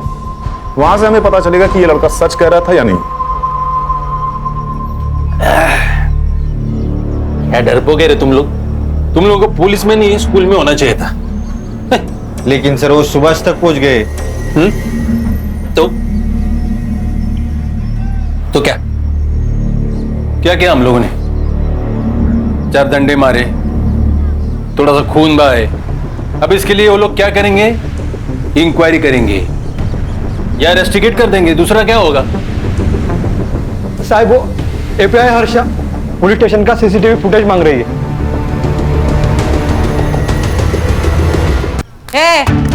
क्या है? क्यों चाहिए सीसीटीवी फुटेज? क्या साबित करना चाहती है? हमने मारा है? जा, मारा है हमने। क्या कर लेगी? रिस्पेक्ट से बात कर, एसआईटी से हम। तो क्या नाचू? हाँ, जा नहीं देते फुटेज। तेरे को जो उखाड़ना है ना उखाड़ ले, जा। एसआईटी, उठ। यहीं पे गोली मार दूंगा। आप लोग मेरे पुलिस स्टेशन में भूलने का नहीं है? आप लोगों से ज्यादा स्टॉक हमारे पास है। दामोदर,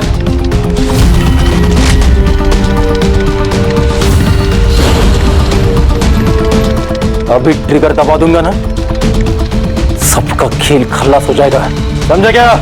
देशमुख, क्या चल रहा है ये सब? क्या नीचे?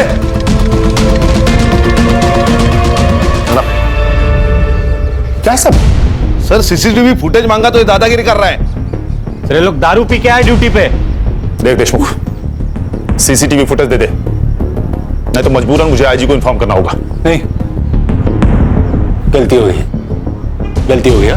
दामोदर, साहब को सीसीटीवी फुटेज दे दो। बाहर का, अंदर का भी। अंदर का खराब हो गया, रिपोर्ट को दिया है। आउट। सब लोग बाहर जाओ, हमें पुलिस स्टेशन की तलाशी लेनी है। आउट। क्यों? तेरे बाप का पुलिस स्टेशन है? सच में ठोक दूंगा।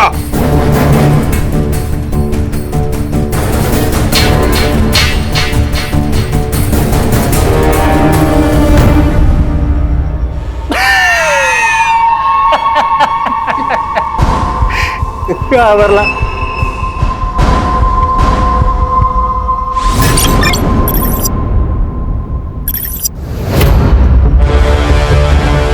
मैं डीएम सर का पीए हूँ और होम मिनिस्ट्री से आपके लिए ऑर्डर है। इसमें लिखा है कि जब तक ये केस सॉल्व नहीं हो जाता, ये पुलिस स्टेशन हमारे यानी एसआईटी के अंडर रहेगा। और ये भी लिखा है कि जब तक केस सॉल्व नहीं हो जाता, तुम सब इसमें हमारी मदद करोगे।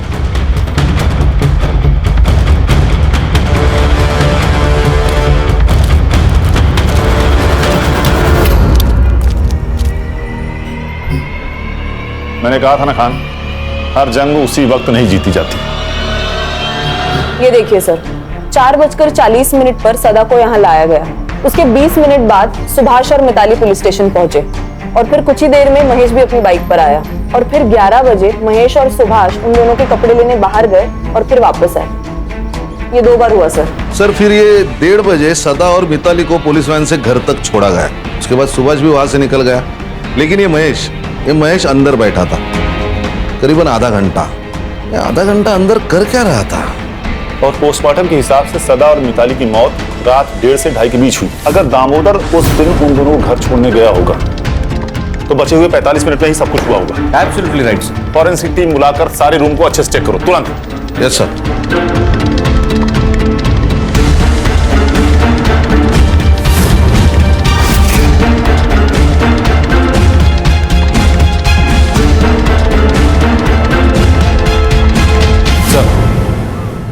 इस पुलिस स्टेशन को एक बैक एंट्रेंस है जहां कोई सीसीटीवी नहीं है। लेकिन सदा और मिताली को तो सामने वाले गेट से लाया गया था, तो इस एंट्रेंस का कोई मतलब नहीं बनता। हर इंफॉर्मेशन बहुत जरूरी होती है और sir I am damn sure इसका कहीं ना कहीं कनेक्शन जरूर है। उस दिन इस पुलिस स्टेशन में कितनी दरिंदगी हुई थी ये तो हमें फॉरेंसिक रिपोर्ट से पता लगना चाहिए, लेकिन एग्जैक्टली क्या हुआ था ये जानने के लिए हमें सुभाष या महेश में से किसी एक को क्रैक करना ही पड़ेगा।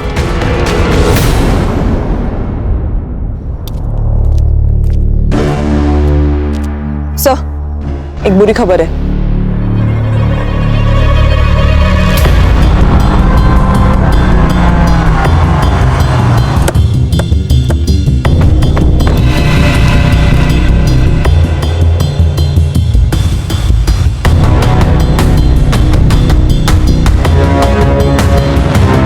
सर गला घोट के मारा है, गले पे मार्क्स है और बॉडी पे टायर के निशान, मतलब मर्डर के बाद गाड़ी से कुचला होगा। पीएम रिपोर्ट में आएगा death due to struggling and lung puncture. मतलब मिताली और सदा के पीएम के रिपोर्ट की तरह। एग्जैक्टली खान, सब कुछ सेम। इसका मतलब सुभाष को पता था कि खूनी कौन है, इसीलिए उसे उन्होंने ऐसे ही मारा जैसे मिताली और सदा को। सर ऐसा भी तो हो सकता है कि ये सब प्लान महेश ने किया हो, क्योंकि वही है जो गायब है और उसके गायब होने का कोई लॉजिक नहीं बन रहा। सर एक काम करो, बॉडी को पीएम के लिए भेजो और फॉरेंसिक टीम को बुला के इस एरिया को अच्छे से चेक करो। Okay, thank you sir. Nagpur police ने महेश और उसके फैमिली से पूछताछ की। पहले तो उन्होंने हर बात से इनकार कर दिया, लेकिन जब उन पर दबाव डाला गया तब उन्होंने बताया कि महेश अपने चाचा के पुराने घर तांडली में ही रुका है और डर के मारे उसने फोन भी स्विच ऑफ कर रखा है। सर कोई गोली नहीं चलाएगा, मुझे महेश जिंदा चाहिए।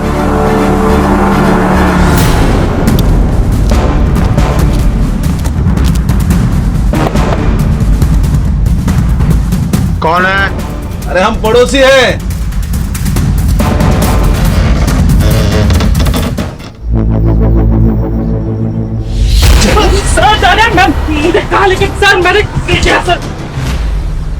देखो भैया महेश बाबू, नाश्ता तो छोड़ो, हमने शाम की चाय भी नहीं पी है, इसलिए बता दो सच सच। सर मैं कब से वही बता रहा हूँ सर, मैंने नहीं मारा किसी को। ये भाग क्यों रहा था रे?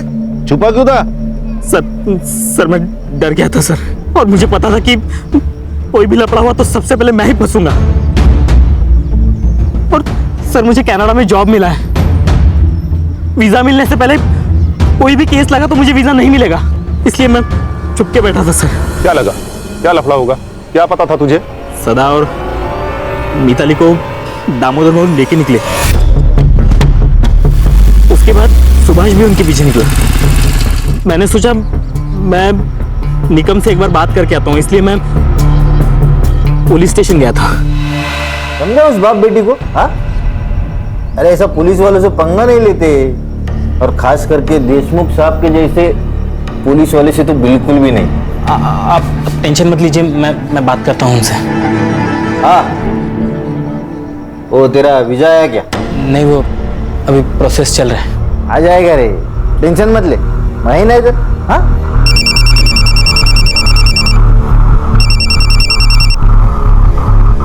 हाँ दामोदर, हो जाए क्या बाप बेटी को? क्या साहब? साहब वो बाप बेटी मर गए साहब।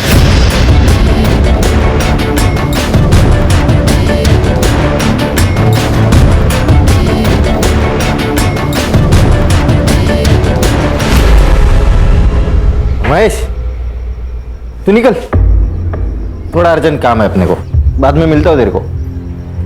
सर मैं डर गया था सर, मुझे लगा ये लोग मुझे भी मार देंगे, इसलिए मैं छुप गया था सर। बिठा इसको भाई। सर मैंने कुछ नहीं किया सर। सर सुनिए, हमें पुलिस टीम में से किसी को तोड़ना होगा जिससे सच का पता चले। क्या लगता है खान, कौन हो सकता है? तो दामोदर।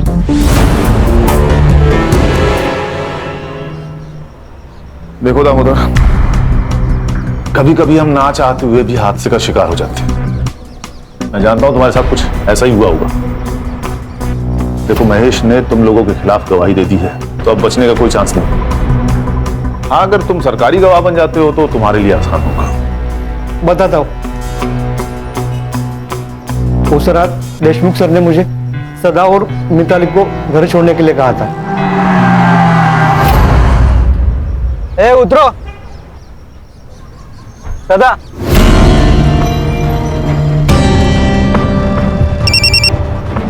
हाँ दामोदर, हो जाए क्या बाप बेटी को? लफड़ा हो गया। वो बाप बेटी दोनों मर गए। क्या? वो दोनों बाप बेटी मर गए साहब। एक मिनट रुक।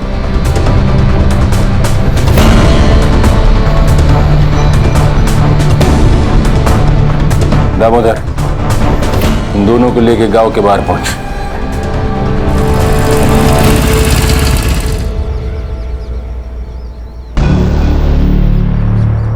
ए सुभाष, रुक।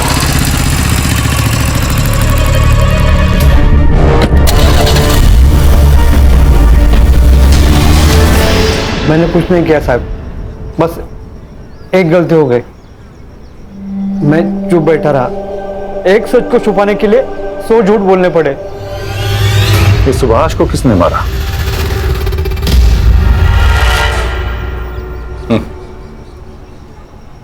सुभाष तक तो तुम पहुंच ही गए थे। उस दिन वो पुलिस जीप के पीछे पीछे चला गया था। मिताली और सदा के मौत की भनक लग गई थी उसको। एक ना एक दिन अपना मुंह खोल ही देता, इसलिए मैंने उसको। फिर मिताली का रेप किसने किया? Municipality officer Pandey. Deshmukh sir और पांडे दोस्त हैं। अरे वो 2 टके के बाप बेटी ने दीपाली पे हाथ उठाया था। सबक तो सिखाना ही था ना। और वो पांडे, वो मिताली के पीछे पड़ा ही था, इसलिए मैंने उसको फोन करके बुला लिया।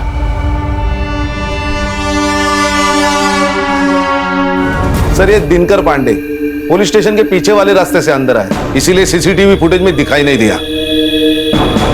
जरा भी शर्म बची है तुम लोगों में, या बिल्कुल ही बेच खाई है? अगर तुम लोग पुलिस वाले नहीं होते ना तो मैं 3rd डिग्री का इस्तेमाल करता। अच्छा, इन लोगों पर ऐसी ऐसी धाराएं लगाओ कि इस जन्म में बाहर ही ना निकल पाए।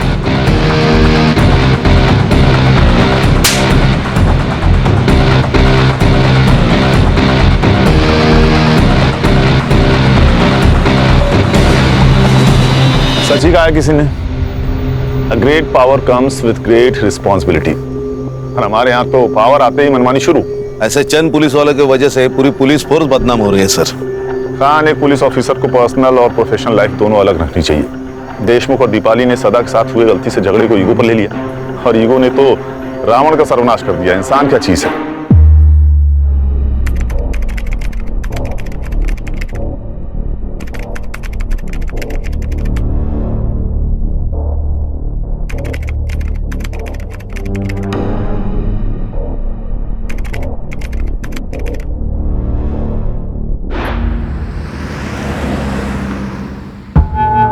ये गिल्ट मुझे खाए जा रहा है। क्यों किया मैंने ऐसा? क्या हो गया था मुझे? ये भी तो एक क्राइम है ना।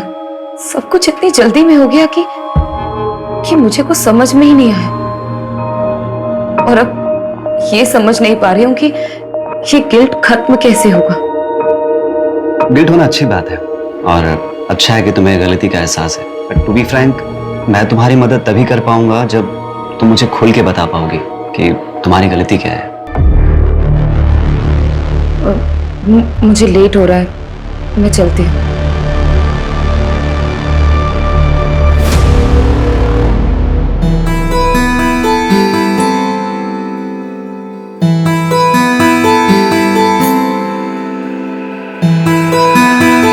सेक्शन में डॉक्टर प्रभा के पास जा रही हूँ। मम्मी की रिपोर्ट्स दिखाने हैं, सेकेंड ओपिनियन ले रही हूँ। अबे तो काजल, मैं चलता हूँ ना साथ में। नहीं नहीं, मैं चली जाऊंगी। आज तुम्हारी छुट्टी है ना, तुम रेस्ट करो। ओके, ठीक है, बाय। अनिल, ये तीनों पोस्टर्स ओके हैं। एक काम करो, इनकी आज ही प्रिंट निकलवाओ, ठीक है? और 20-20 फीट की होर्डिंग्स पूरे पुणे में लगनी चाहिए। अंडरस्टूड? नमस्कार रति मैडम। अरे गावड़े जी, आप कुछ काम था आपको? नहीं, काम तो नहीं था, योगेश हमारे छोटे भाई की तरह था, तो मैं सोचा कि खुद आकर के आपको प्यार से समझाऊं। तो एक कॉल ही कर लेते ना, इस उम्र में इतनी तकलीफ क्यों दे रहे हैं खुद को? आप अकेली औरत मैडम, कैसे करोगी ये सब? धूप में घूम घूम कर मुरझा जाइएगा। अरे आपके त्वचा देखकर लगता है कि आपको पार्लर जाना चाहिए, स्पा कराना चाहिए। क्या ये सब इलेक्शन और वोट के चक्कर में आप पड़े? आप एक अकेली औरत से डर रहे हैं क्या? अरे डरे नहीं मैडम जी, हम चाहते हैं कि आप हमारे पार्टी ज्वाइन कर लें। पैसे वैसे की कभी कोई कमी नहीं होने दी, बस कभी कभार खुश कर दीजिएगा। दोबारा अगर यहाँ दिखे ना तो पुलिस में कंप्लेंट कर दूंगी तुम्हें। Get out!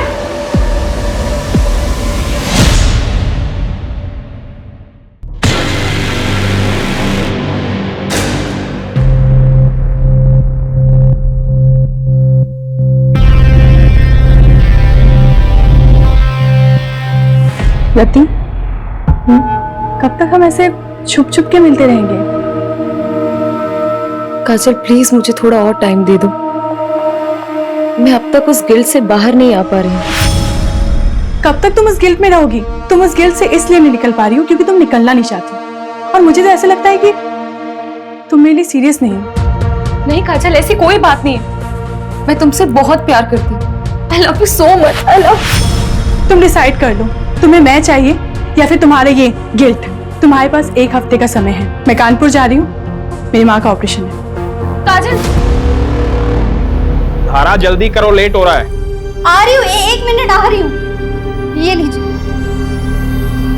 क्या है, कैसे काम वाली जैसे कपड़े पहनती हो? थोड़ा तो मेंटेन रखा करो अपने आप को। कौन कहेगा डॉक्टर की बीवी, इसलिए बाहर लेके नहीं जाता कहीं। वो आपको लेट हो रहा था ना, इसलिए ऐसे ही उठ के आपके लिए नाश्ता बहाने तो हजारों हैं तुम्हारे पास। जाओ चाय लेके। माँ मेरे लिए भी नाश्ता दे देना। 10:30 बज गए, अब तेरी आँख खुल रही है। देखो अपने साहबजादे को, बोर्ड के एग्जाम है इसके और नींद पूरी नहीं होती इसकी। पापा बस करो ना। 98% मार्क्स नहीं आए ना तेरे, तब बताऊंगा तुझे। क्या करूंगा 98% लाके? मुझे डॉक्टरी नहीं करनी है, MBBS नहीं करूंगा, आर्ट्स करूंगा, आर्ट्स। ऐसे ना फोर्स नहीं कर सकते हो मुझे। मेरी लाइफ पे ना कंट्रोल करना बंद करो। कर सकता हूँ, बाप तेरा कौन देगा तेरे आर्ट्स के पैसे? याद रखना, मेडिकल की पढ़ाई नहीं की ना तो इस घर से 1 पैसा नहीं मिलने वाला तुझे। ये बाप नहीं होता ना इधर ही लाफा खाता। समीर क्या बोल रहा है?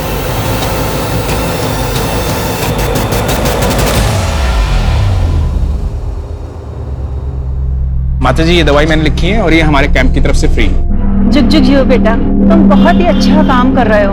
भगवान तुम्हारी सारी मनोकामना पूरी करे।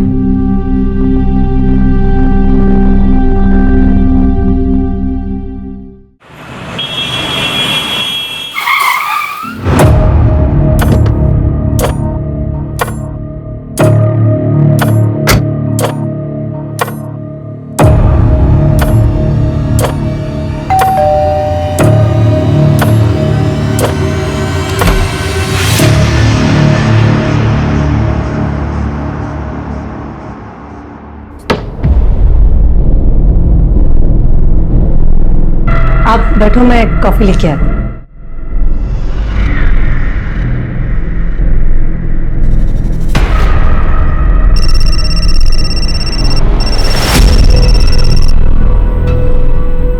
रवि, वो मैंने आपसे जो 2 लाख रुपए मांगे थे ना बैंक से निकालने के लिए, वो प्लीज लेके आना। सारा फालतू चीजों के लिए पैसे नहीं है मेरे पास, पहले भी कई बार बोल चुका हूँ मैं। रवि, आप अच्छे से जानते हो मैं पैसे वेस्ट नहीं करूंगी, मुझे जरूरत है इसीलिए मांग रही हूँ। बाद में बात करता हूँ, अभी किसी पेशेंट के आया हूँ, तबीयत ज्यादा खराब है उसकी, आने में लेट हो जाऊंगा।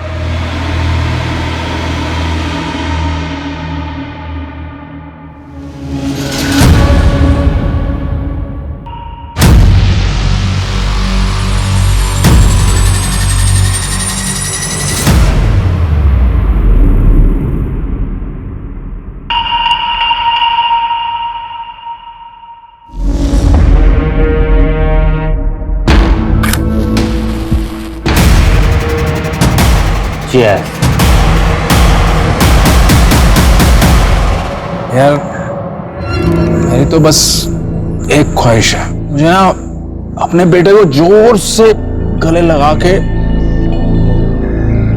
आई लव यू बोलना है। अरे रवि बाबू, आपके दुख की दवा तो आसान है। आप ना अपने बाप वाली ईगो ना साइड में रख के अपने बेटे को जोर से गले लगा के आई लव यू बोल दो। बिल्कुल। पर मेरे दुख की दवा नहीं है भाव, 28 का हो चला हूं पर कोई मिलती ही नहीं है। अरे ऐसा लुक्के के जैसा घूमेगा तो तेरे को कभी कोई नहीं मिलेगी। भाव, आप तो लुक्के नहीं हो ना, तो आपके आगे पीछे क्यों नहीं घूमती 4-5 लाला है? मुझे लुक्का बोल रहे हैं। भाव, मैं क्या बोल रहा था कि लड़की खड़ी है, शर्म नहीं आती तुम लोगों को? हाँ?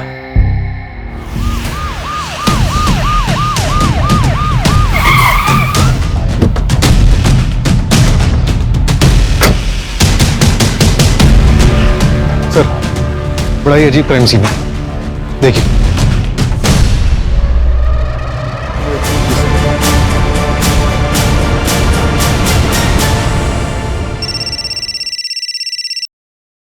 हेलो,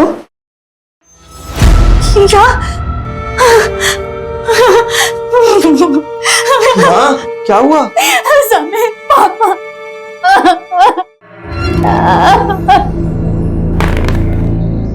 क्या बात है?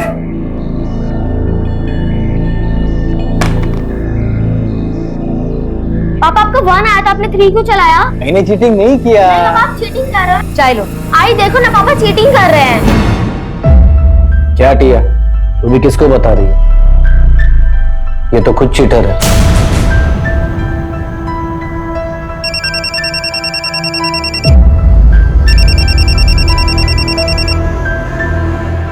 हेलो,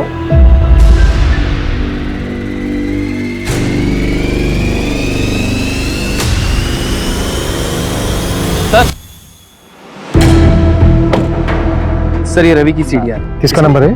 सर जया कामली के नाम पर रजिस्टर्ड है। रेगुलर बातचीत होती थी? हाँ सर, दिन में 2-2 घंटे बात होती थी। सर, तो कहीं ये डॉक्टर रवि का अफेयर तो नहीं चल रहा था? पॉसिबल है। पोस्टमार्टम रिपोर्ट आई? सर डिटेल पोस्टमार्टम रिपोर्ट आने में 1 हफ्ता लगेगा। प्राइमरी पोस्टमार्टम में ये आया है कि तीनों की बॉडी में 250 ml से ज्यादा अल्कोहल है। मतलब पूरे चांसेस है कि फुल नशे में हो। उनके पास ऐसा कोई रीजन नहीं था कि वो सुसाइड कर लेते।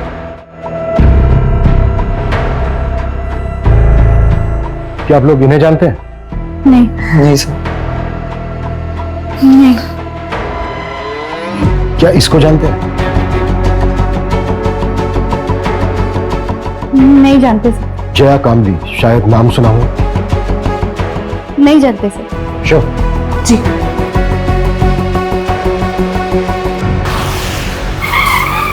प्रदीप ने लास्ट कॉल जिस नंबर पे किया था, वो नंबर आपका है मिसेज लता तांबे। कैसे जानती थी आप प्रदीप? सर मैं अच्छी तरह जानता हूं उसे। हमारी बेटी को पढ़ाने आता था। पढ़ाता क्या था? 1 नंबर का ठरकी था। अच्छा हुआ मर गया। बिल्कुल सही। टिया, आज के लिए इतना काफी है, बाकी कल कर लेंगे। ठीक है सर। मुझे कुछ काम से बाहर जाना। ठीक सर। मेरे बेटी को हाथ कैसे लगाया तूने? मेरे बेटी को हाथ लगाया कैसे तूने? विनय, मैं तो सिर्फ पढ़ा रहा था। मैंने मेरी आंखों से देखा तू क्या कर रहा था। निकल मेरे घर से, निकल जा मेरे घर से। विनय, मेरे बेटी के आसपास भी दिखाई दिया ना तो जान से मार दूंगा तुझे मैं। ये टिया के साथ यहाँ गंदी गंदी हरकतें कर रहा है। मोबाइल पे बैठे बैठे खेलती रहती है वो। क्या बकवास कर रहे हो तुम? अच्छा मैं बकवास कर रहा हूँ और तुम जो कर रहे हो बहुत अच्छा कर रही हो तुम।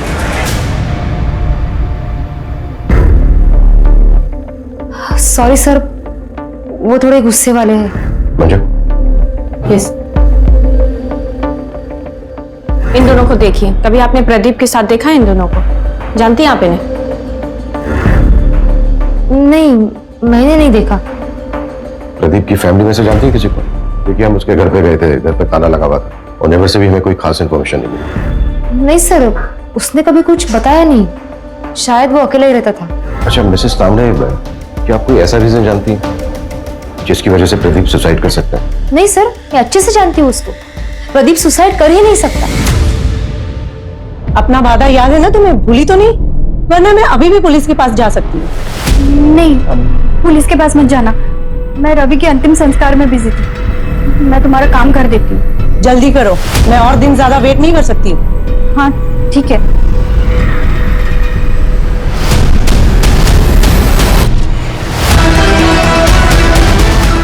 क्या इसको जानते? नहीं sir. Doctor, I am really worried for Rati. उसके पीए को भी कॉल किया था पर उसे भी नहीं पता वो कहाँ है। कुछ दिन की छुट्टी बोल करके गई थी। हाँ, आज रति का सेशन था पर वो आई नहीं।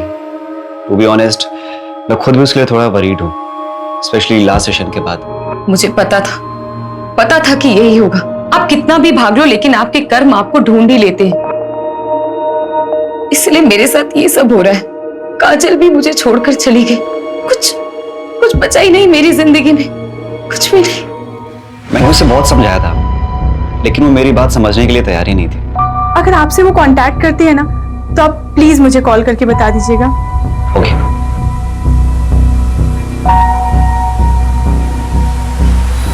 सर, डॉक्टर रवि ने पाषाण में 3 करोड़ का फ्लैट बुक किया। 3 करोड़ का फ्लैट? जी। नॉमिनी कौन है? बेटा नॉमिनी। फ्लैट बीवी के नाम पे बुक किया। हाँ लेकिन सर, गन की बैलिस्टिक रिपोर्ट आ गई। ये देखिए, थोड़ी सी शॉकिंग है। रवि के पास जो गन थी उससे एक भी बुलेट नहीं निकली। प्रदीप और जो अननोन विक्टिम मिला है उनके गन से एक बुलेट निकली। लेकिन गोली तो तीनों को लगी। तो फिर तीसरी गोली किस गन से चली?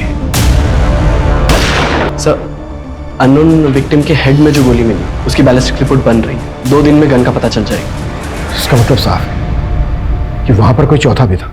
मुझे शुरू से ही लगा कि वहां पर एक औरत भी थी जिसकी चूड़ी मिली थी हमें, और वो औरत वो यही हो सकती। इंस्पेक्टर बिल्लू सिंह रिपोर्टिंग साहब। ए शामराव, लेकर जाओ इसको। हर हफ्ते का नाटक है। लॉकअप में डालो और शाम तक उसे छोड़ना। कल 1 minute Manju. Shamrao. Yes sir. इसको बाहर लेकर चलो। सुरेश, बैंगलोर सील करो। Okay sir.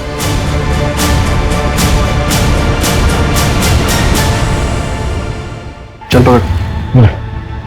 गन? निशाना लगा उसमें। घबरा मत, निशाना लगा। शाबाश। हाँ, लगा निशाना।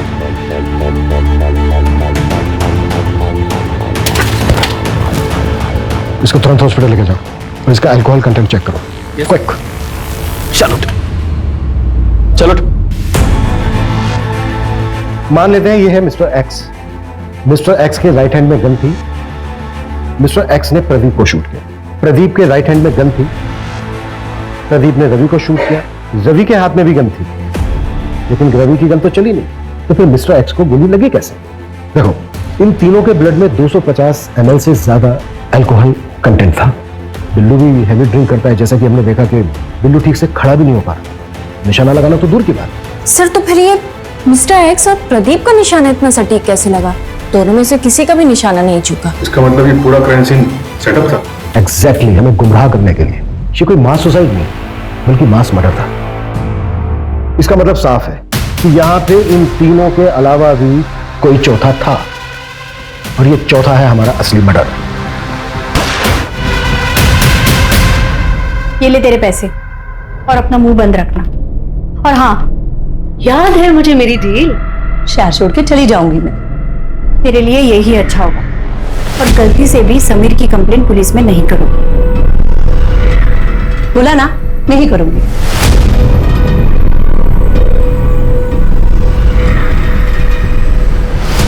सर, मैंने डॉक्टर रवि की वाइफ धारा के कॉल रिकॉर्ड चेक किया। उसमें एक नंबर मिला है जो जया कामली के नाम पर रजिस्टर्ड। ये उसका दूसरा नंबर है। और सर, अजीब बात तो ये है, धारा और जया की बात डॉक्टर रवि के मरने के एक दिन बाद से शुरू हुई। तो कहीं वो चौथी लड़की ये धारा?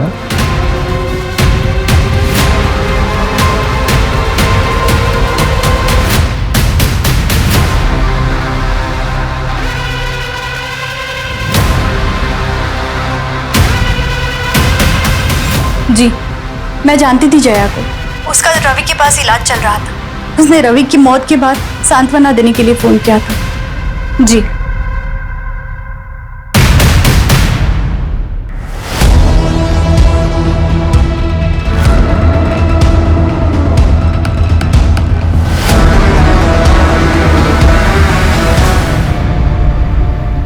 सूरज, जया का मूवमेंट ट्रैक हुआ? मर्डर वाली रात को कहाँ थी? सर जया का फोन तो सिर्फ घर पे ही एक्टिव था और कोई ऐसा क्लू नहीं मिला जिससे ये पता चले कि जया क्राइम साइट पे गई। जैसे क्राइम साइट पे जाने वाले सभी रास्तों का सीसीटीवी हम स्कैन कर रहे हैं। और सर हॉस्पिटल स्टाफ से भी बात हुई, उन्होंने बताया कि जया को डायबिटीज है और ये डॉक्टर रवि इंसुलिन का शॉट लगाने से घर पे जाता है। व्हाट? डॉक्टर रवि और जया के बीच में अफेयर नहीं था?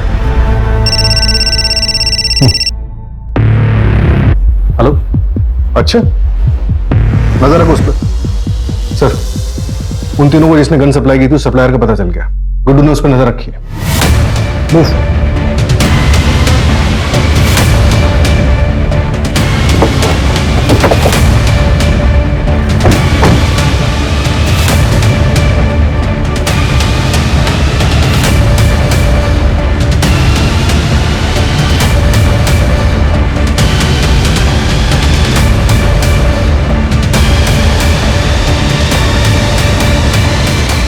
हो गया ना आज का कोटा पूरा?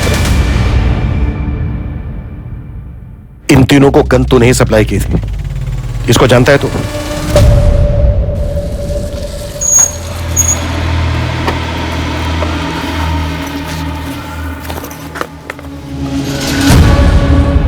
आप लोग करने क्या वाले हो? मतलब बस पूछ रहा था मैं, अपन को क्या?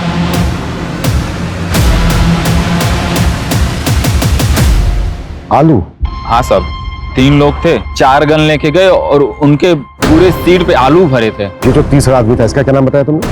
अक्षय नाम है उसका, यही कोरेगांव पार्क में ही रहता है। मेरा एक दोस्त है जो उसका पड़ोसी है, तो उसी ने डील कराई थी। इस अक्षय का घर परिवार तो नहीं पता साहब, लेकिन वो एड्रेस दे सकता हूँ। तो शायद ये मास सुसाइड ही था। शायद हाँ। गन इन तीनों ने खुद खरीदी। सवाल यह है कि चौथी गन किसके लिए खरीदी गई? तो शायद वो गन किलर के पास। और फिर ये चौथा शख्स बैकआउट कर गया होगा।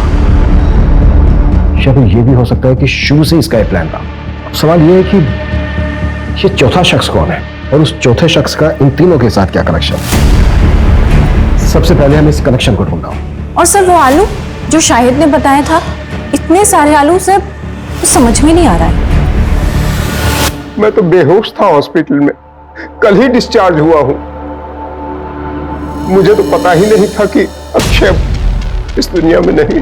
इस महीने मेरा ऑपरेशन है, 10,000 कम पड़ रहे थे, वो इसी जुगाड़ में लगा था। उसने जिंदगी में अपने लिए कुछ नहीं किया, मेरे पीछे ही परेशान रहता था। वो कभी आत्महत्या नहीं कर। देखिए चंदन जी, ये तो हम नहीं कह सकते, पर क्या आपकी जानकारी में कोई ऐसा है जो अक्षय को जान से मार सकता है? कोई ऐसा क्यों करेगा? सीधा साधा था मेरा बेटा, न नशा, न लड़की, न कोई और ऐशे, सिर्फ मेहनत करना जानता था। चंदन जी, ये 2 लोग हैं जिनकी बॉडी हमें आपके बेटे अक्षय की बॉडी के साथ मिली थी। आप जानते हैं इन्हें? नहीं, मैंने इनको नहीं कभी देखा। ठीक है चंदन जी, अभी आप अपने घर जा सकते हैं। मंजू, गायकवाड़ को बोलो कि वो इनको इनके घर तक छोड़ दें।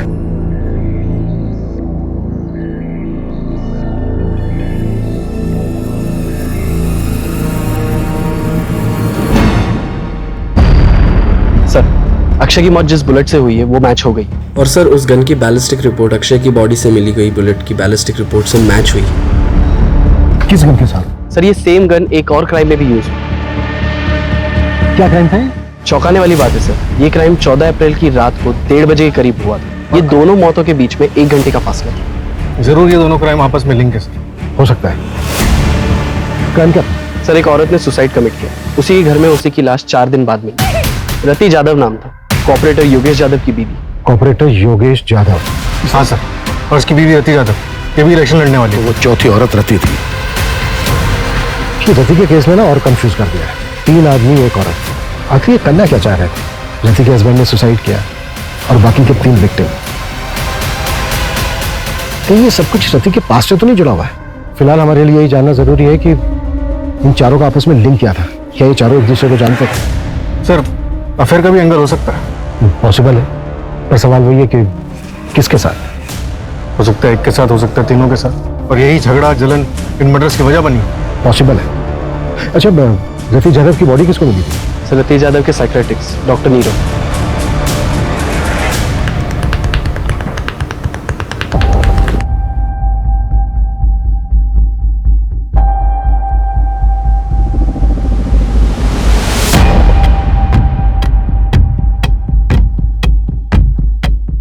हेलो सर, रियली सॉरी, आप लोग काफी टाइम से वेट कर रहे हैं क्या? नहीं, it's okay.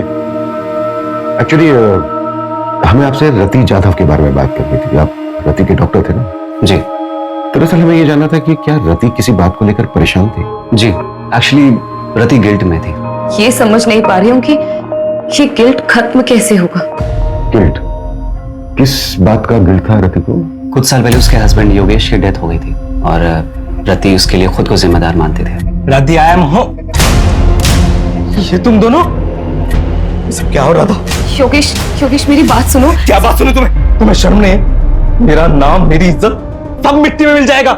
Election campaign start होने वाला है। तुम टेंशन मत लो, मैं और काजल कहीं दूर चले जाएंगे। मुझे छोड़कर सबको पता चल जाएगा। मेरा नाम, मेरा करियर, मेरी इज्जत सब बर्बाद हो जाएगा। योगेश, योगेश,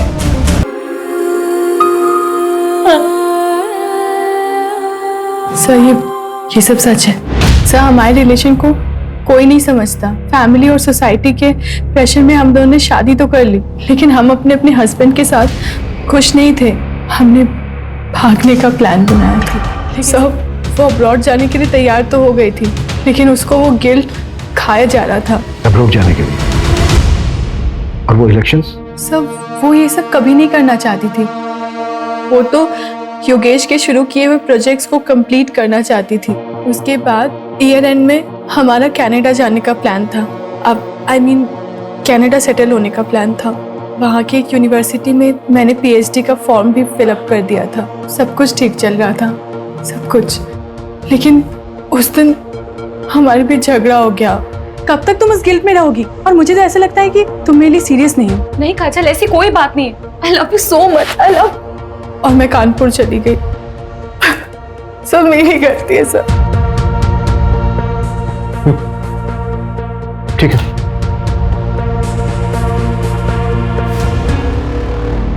सर, प्रदीप ने मार्केट से 10 लाख रुपए उठाए थे और सर प्रदीप की लोकेलिटी में एक ज्वेलरी शॉप है, उसने वहां से 20 लाख के गहने ऑर्डर किए थे और सर उसने दुकानदार से कहा था कि वो अपनी बेटी के फ्यूचर के लिए इन्वेस्टमेंट करना चाहता है। कहाँ है उसकी बेटी? सर मैंने पता किया है, 13 साल पहले प्रदीप को एक बेटी पैदा हुई थी, लेकिन सर बच्चे को जन्म देते समय उसकी वाइफ की मौत हो गई थी और सर उस नर्सिंग होम के रिकॉर्ड्स पता करते हुए हमें एक जाना पहचाना नाम मिला है जिसने उस वक्त उसी नर्सिंग होम में एक मरे हुए बच्चे को जन्म दिया था। कौन?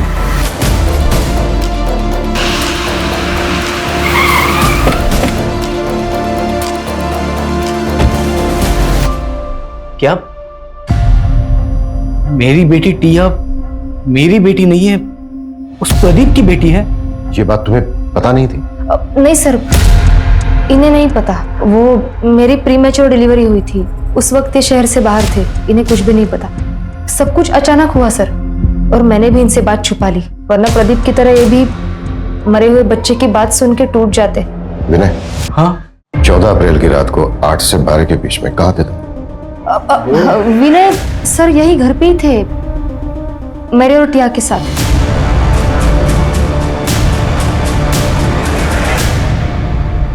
सर, रति के बैंक रिकॉर्ड्स चेक करके पता चला है कि कनाडा की एक यूनिवर्सिटी में उसे 30 लाख रुपए की फीस भरी थी और अगले महीने उसे 70 लाख रुपए और भरने थे। प्रदीप ने 20 लाख रुपए के गहने ऑर्डर किए थे और डॉक्टर रवि ने 3 करोड़ का फ्लैट बुक किया। ये लोग इतने बड़े इन्वेस्टमेंट कर रहे थे, जबकि इनके अकाउंट में पेमेंट करने के लिए पैसे नहीं थे। ये भी तो हो सकता है कि पैसा कहीं से आने वाला हो इनके पास, और ये बात पहले से किसी को पता है। सर, रवि को मारने के लिए धारा, जया और समीर सबके पास मोटिव था। और तो और सर, प्रदीप को मारने के लिए विनय के पास भी मोटिव था। और रति पॉलिटिकल फिगर थी, हो सकता है उसका कोई दुश्मन बन गया। थप्पड़ बहुत महंगा पड़ेगा मैडम जी। तुम्हारी यूनिवर्सिटी की फीस है 1 करोड़ रुपए, सतीश 30 लाख रुपए भर चुकी थी, राइट? जी। बाकी के बचते हैं 70 लाख रुपए, लेकिन रति के बैंक अकाउंट में 70 लाख रुपए थे नहीं, तो फिर वो बाकी के पैसे कहां से भरने वाले थे? नहीं काजल, लोन लेने की जरूरत नहीं है। मुझे पैसे डबल करने की एक अच्छी स्कीम मिल गई है, जिससे हम अपनी फीस भी भर सकते हैं। जितनी बड़ी रकम उतना बड़ा इनाम। ऐसी कौन सी स्कीम है? तुम ऐसे चक्रों में क्यों पड़ रही हो? काजल, ऐसा कुछ भी नहीं है, मैंने सब क्रॉस चेक किया है, सब जेन्युइन है, डोंट वरी। तुम ट्रस्ट करते हो ना मुझ पे? पैसे दुगने करने वाली स्कीम? एक मिनट, तुम इसके बारे में और क्या क्या जानती हो? रति ने मुझे बस इतना ही बताया था। बेटा मैंने मम्मी को मैसेज कर दिया है, अब मम्मी से ले लो पैसे। ओके ओके बेटा। सर मैंने पता किया, मर्डर से एक हफ्ते पहले रवि ने 1 करोड़ रुपए का लोन लिया था मार्केट से, और उसी तरह प्रदीप ने 50 लाख, रति ने 50 लाख और अक्षय ने अपने दोस्त से 5,000 रुपए उधार लिए थे। और ये पैसा हमें किसी के भी घर से या फिर किसी की भी डेड बॉडी के पास से नहीं मिला। तो इसका मतलब सर वो, इसका मतलब साफ है, हम चौथे आदमी को ढूंढ रहे थे, लेकिन बाजी किसी पांचवें आदमी ने मारी, और इस खेल का मास्टरमाइंड वो पांचवा ही आदमी है। हाँ मंजू। सर आपने मुझे जैसा बोला था एक बार क्राइम सीन चेक करने के लिए, आप क्राइम साइट पे फौरन आ जाइए, हमें यहाँ कुछ मिला है।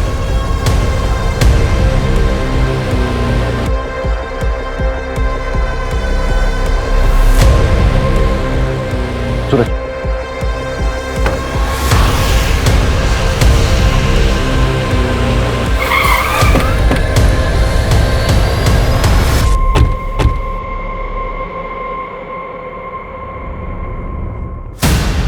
सर ये देखिए क्या मिला।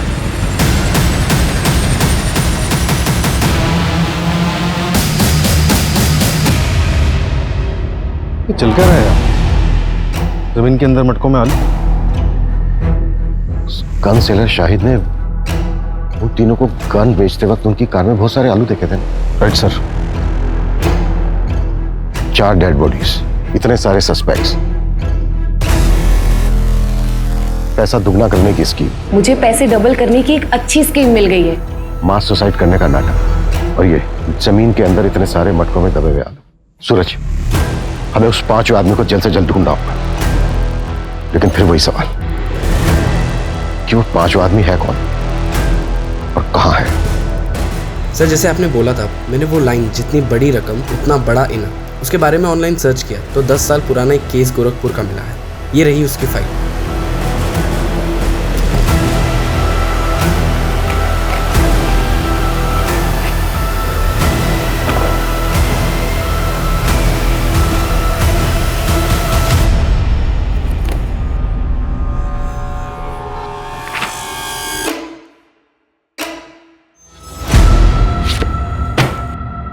दस साल पहले देव श्रीवास्तव ने पोंजी स्कीम बनाई थी और सबको लूट लाट कर भाग गया था। ये केस सीरियस तब हुआ जब 2 भाइयों ने सुसाइड कर लिया था। पुलिस ने खूब पूछताछ की थी देव श्रीवास्तव से, लेकिन उसके खिलाफ कोई सबूत नहीं मिला।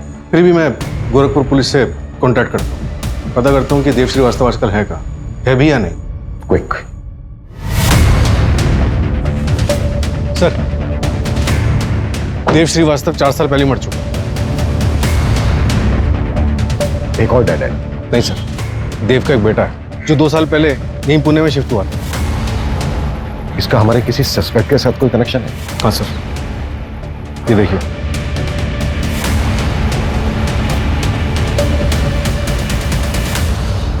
मेरे पास पैसे डबल करने की स्कीम है। ऐसा होता है क्या? आदमी भरोसे गए? हाँ, मैं उसे अच्छे से जानती हूँ, लेकिन एक आदमी और चाहिए विधि के लिए। वो तो मैं ले आऊंगा। अरे पर पैसे लेके भाग गया तो? अरे नहीं यार, रति ने मुझे बोला है पहले वो डेमो देगा। क्या डेमो के लिए पैसे देने होंगे? अरे नहीं नहीं, डेमो के लिए पैसे नहीं, कुछ और लगेगा।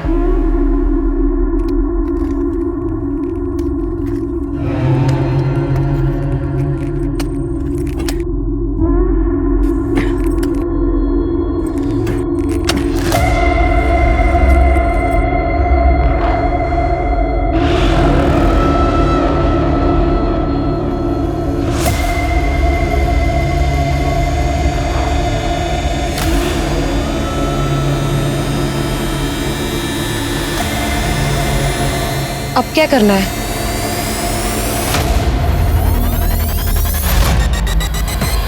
तुम चारों का कार्य समाप्त हुआ और मेरा कार्य आरंभ। इसके लिए तो तुम्हारे पास एक ही रास्ता है, तुम तुम्हारी पार्टनर काजल के साथ अब्रॉड चली जाओ।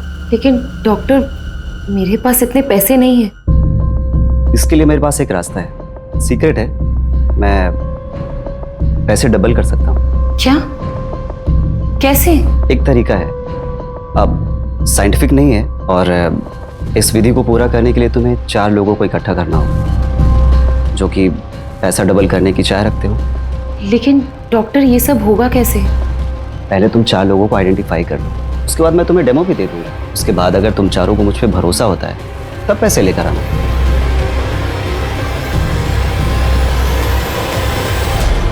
मुझे वरदान है कि मैं जरूरतमंद लोगों के पैसों को दोगुना कर सकता हूँ।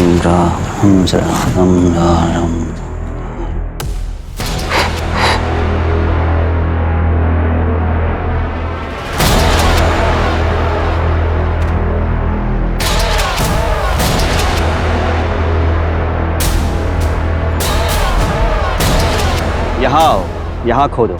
सच क्या है खुद ब खुद पता चल जाए।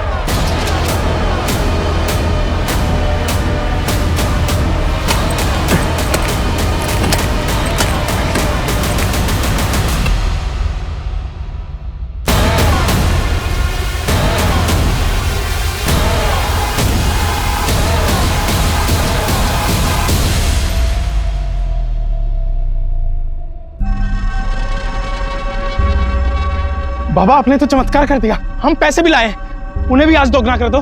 पैसों को दोगुना करने के लिए इससे भी मुश्किल विधि करनी पड़ी। मैंने रति को बताया था, इसके लिए शस्त्र की भी पूजा होती है।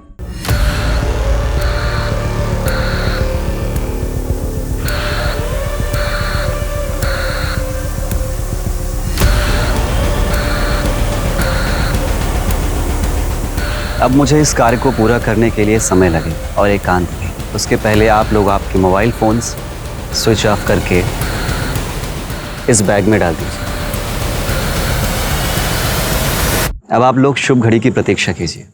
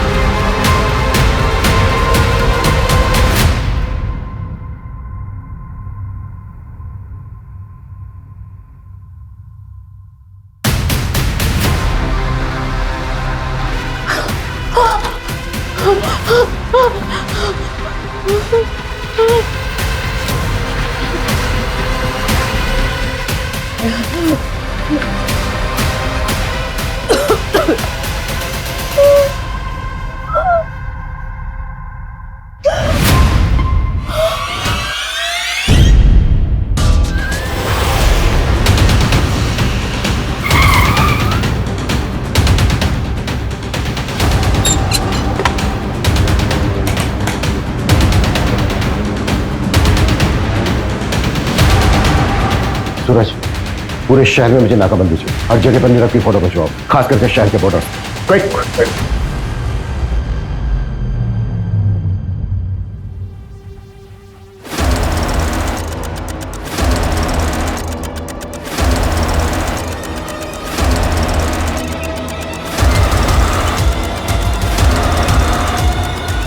आप लिसन, तुम रूम में जाके शैंपेन निकालो।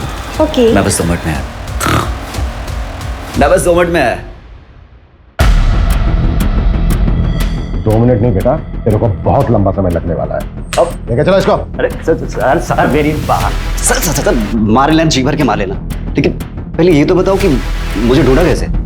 मैरीगोल्ड, यही पोस्ट कार्ड था ना तेरे केविन की वॉल पर। पहले हमें लगा कि ये कोई होटल है। पिछले 6 महीने में कम से कम 60-70 होटल गए होंगे, पर तू कहीं नहीं मिला। फिर मैं पता चला, ओ नहीं, ये कोई होटल वोटल नहीं है, बल्कि ये तो मुंबई का एक्सक्लूसिव मेंस सीक्रेट क्लब है। एक पोस्ट कार्ड से क्लब तक पहुंच गए। तुझे क्या लगा तू ही जीनियस है? तेरे जैसे फ्रॉस्टर्स अपनी झूठी शान में पैसा उड़ाने के लिए क्राइम करते हैं। फ्रॉड नहीं, जीनियस हूं मैं। अपने इशारे पे लोगों को नचाता हूं, और वो चारों तो अपने लालच की वजह से मारे गए। मेरा उसमें कोई रोल नहीं है। वो चारों लालची, और तू निर्मोही जिसे कोई मोह नहीं। अरे तूने तो उस अक्षय तक को नहीं छोड़ा। वो बेचारा 5,000 रुपए डबल करना चाहता था, पता है क्यों? ताकि वो अपने बीमार बाप का ऑपरेशन करा सके। आत्मी लक्ष्मी को कौन जाने देना चाहता है? मैंने तो बस एक शतरंज की खेल की तरह जाल बिछाया, जो फंसा हो गया। बेटा अब हम तुझे भी नहीं जाने देंगे। अब अपनी पूरी जिंदगी जेल में खेलना था। बराबर। ये बता तू आलवों को डबल कैसे करता था? वो तो मैं पहले से गाड़ के रखता था, पर लालचियों को मेरी ये मामूली सी ट्रिक भी समझ में नहीं आई।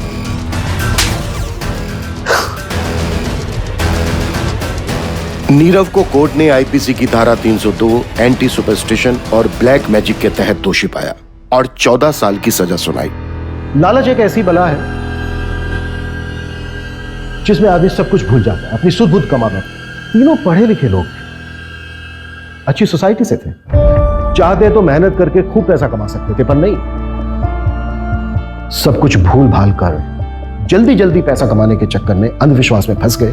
फिर मुलाकात होती है एक और केस के साथ। जय हिंद। क्राइम पेट्रोल्स के और भी दिलचस्प कहानी देखने के लिए हमारे चैनल को सब्सक्राइब करें और बेल आइकॉन दबाना न भूलें।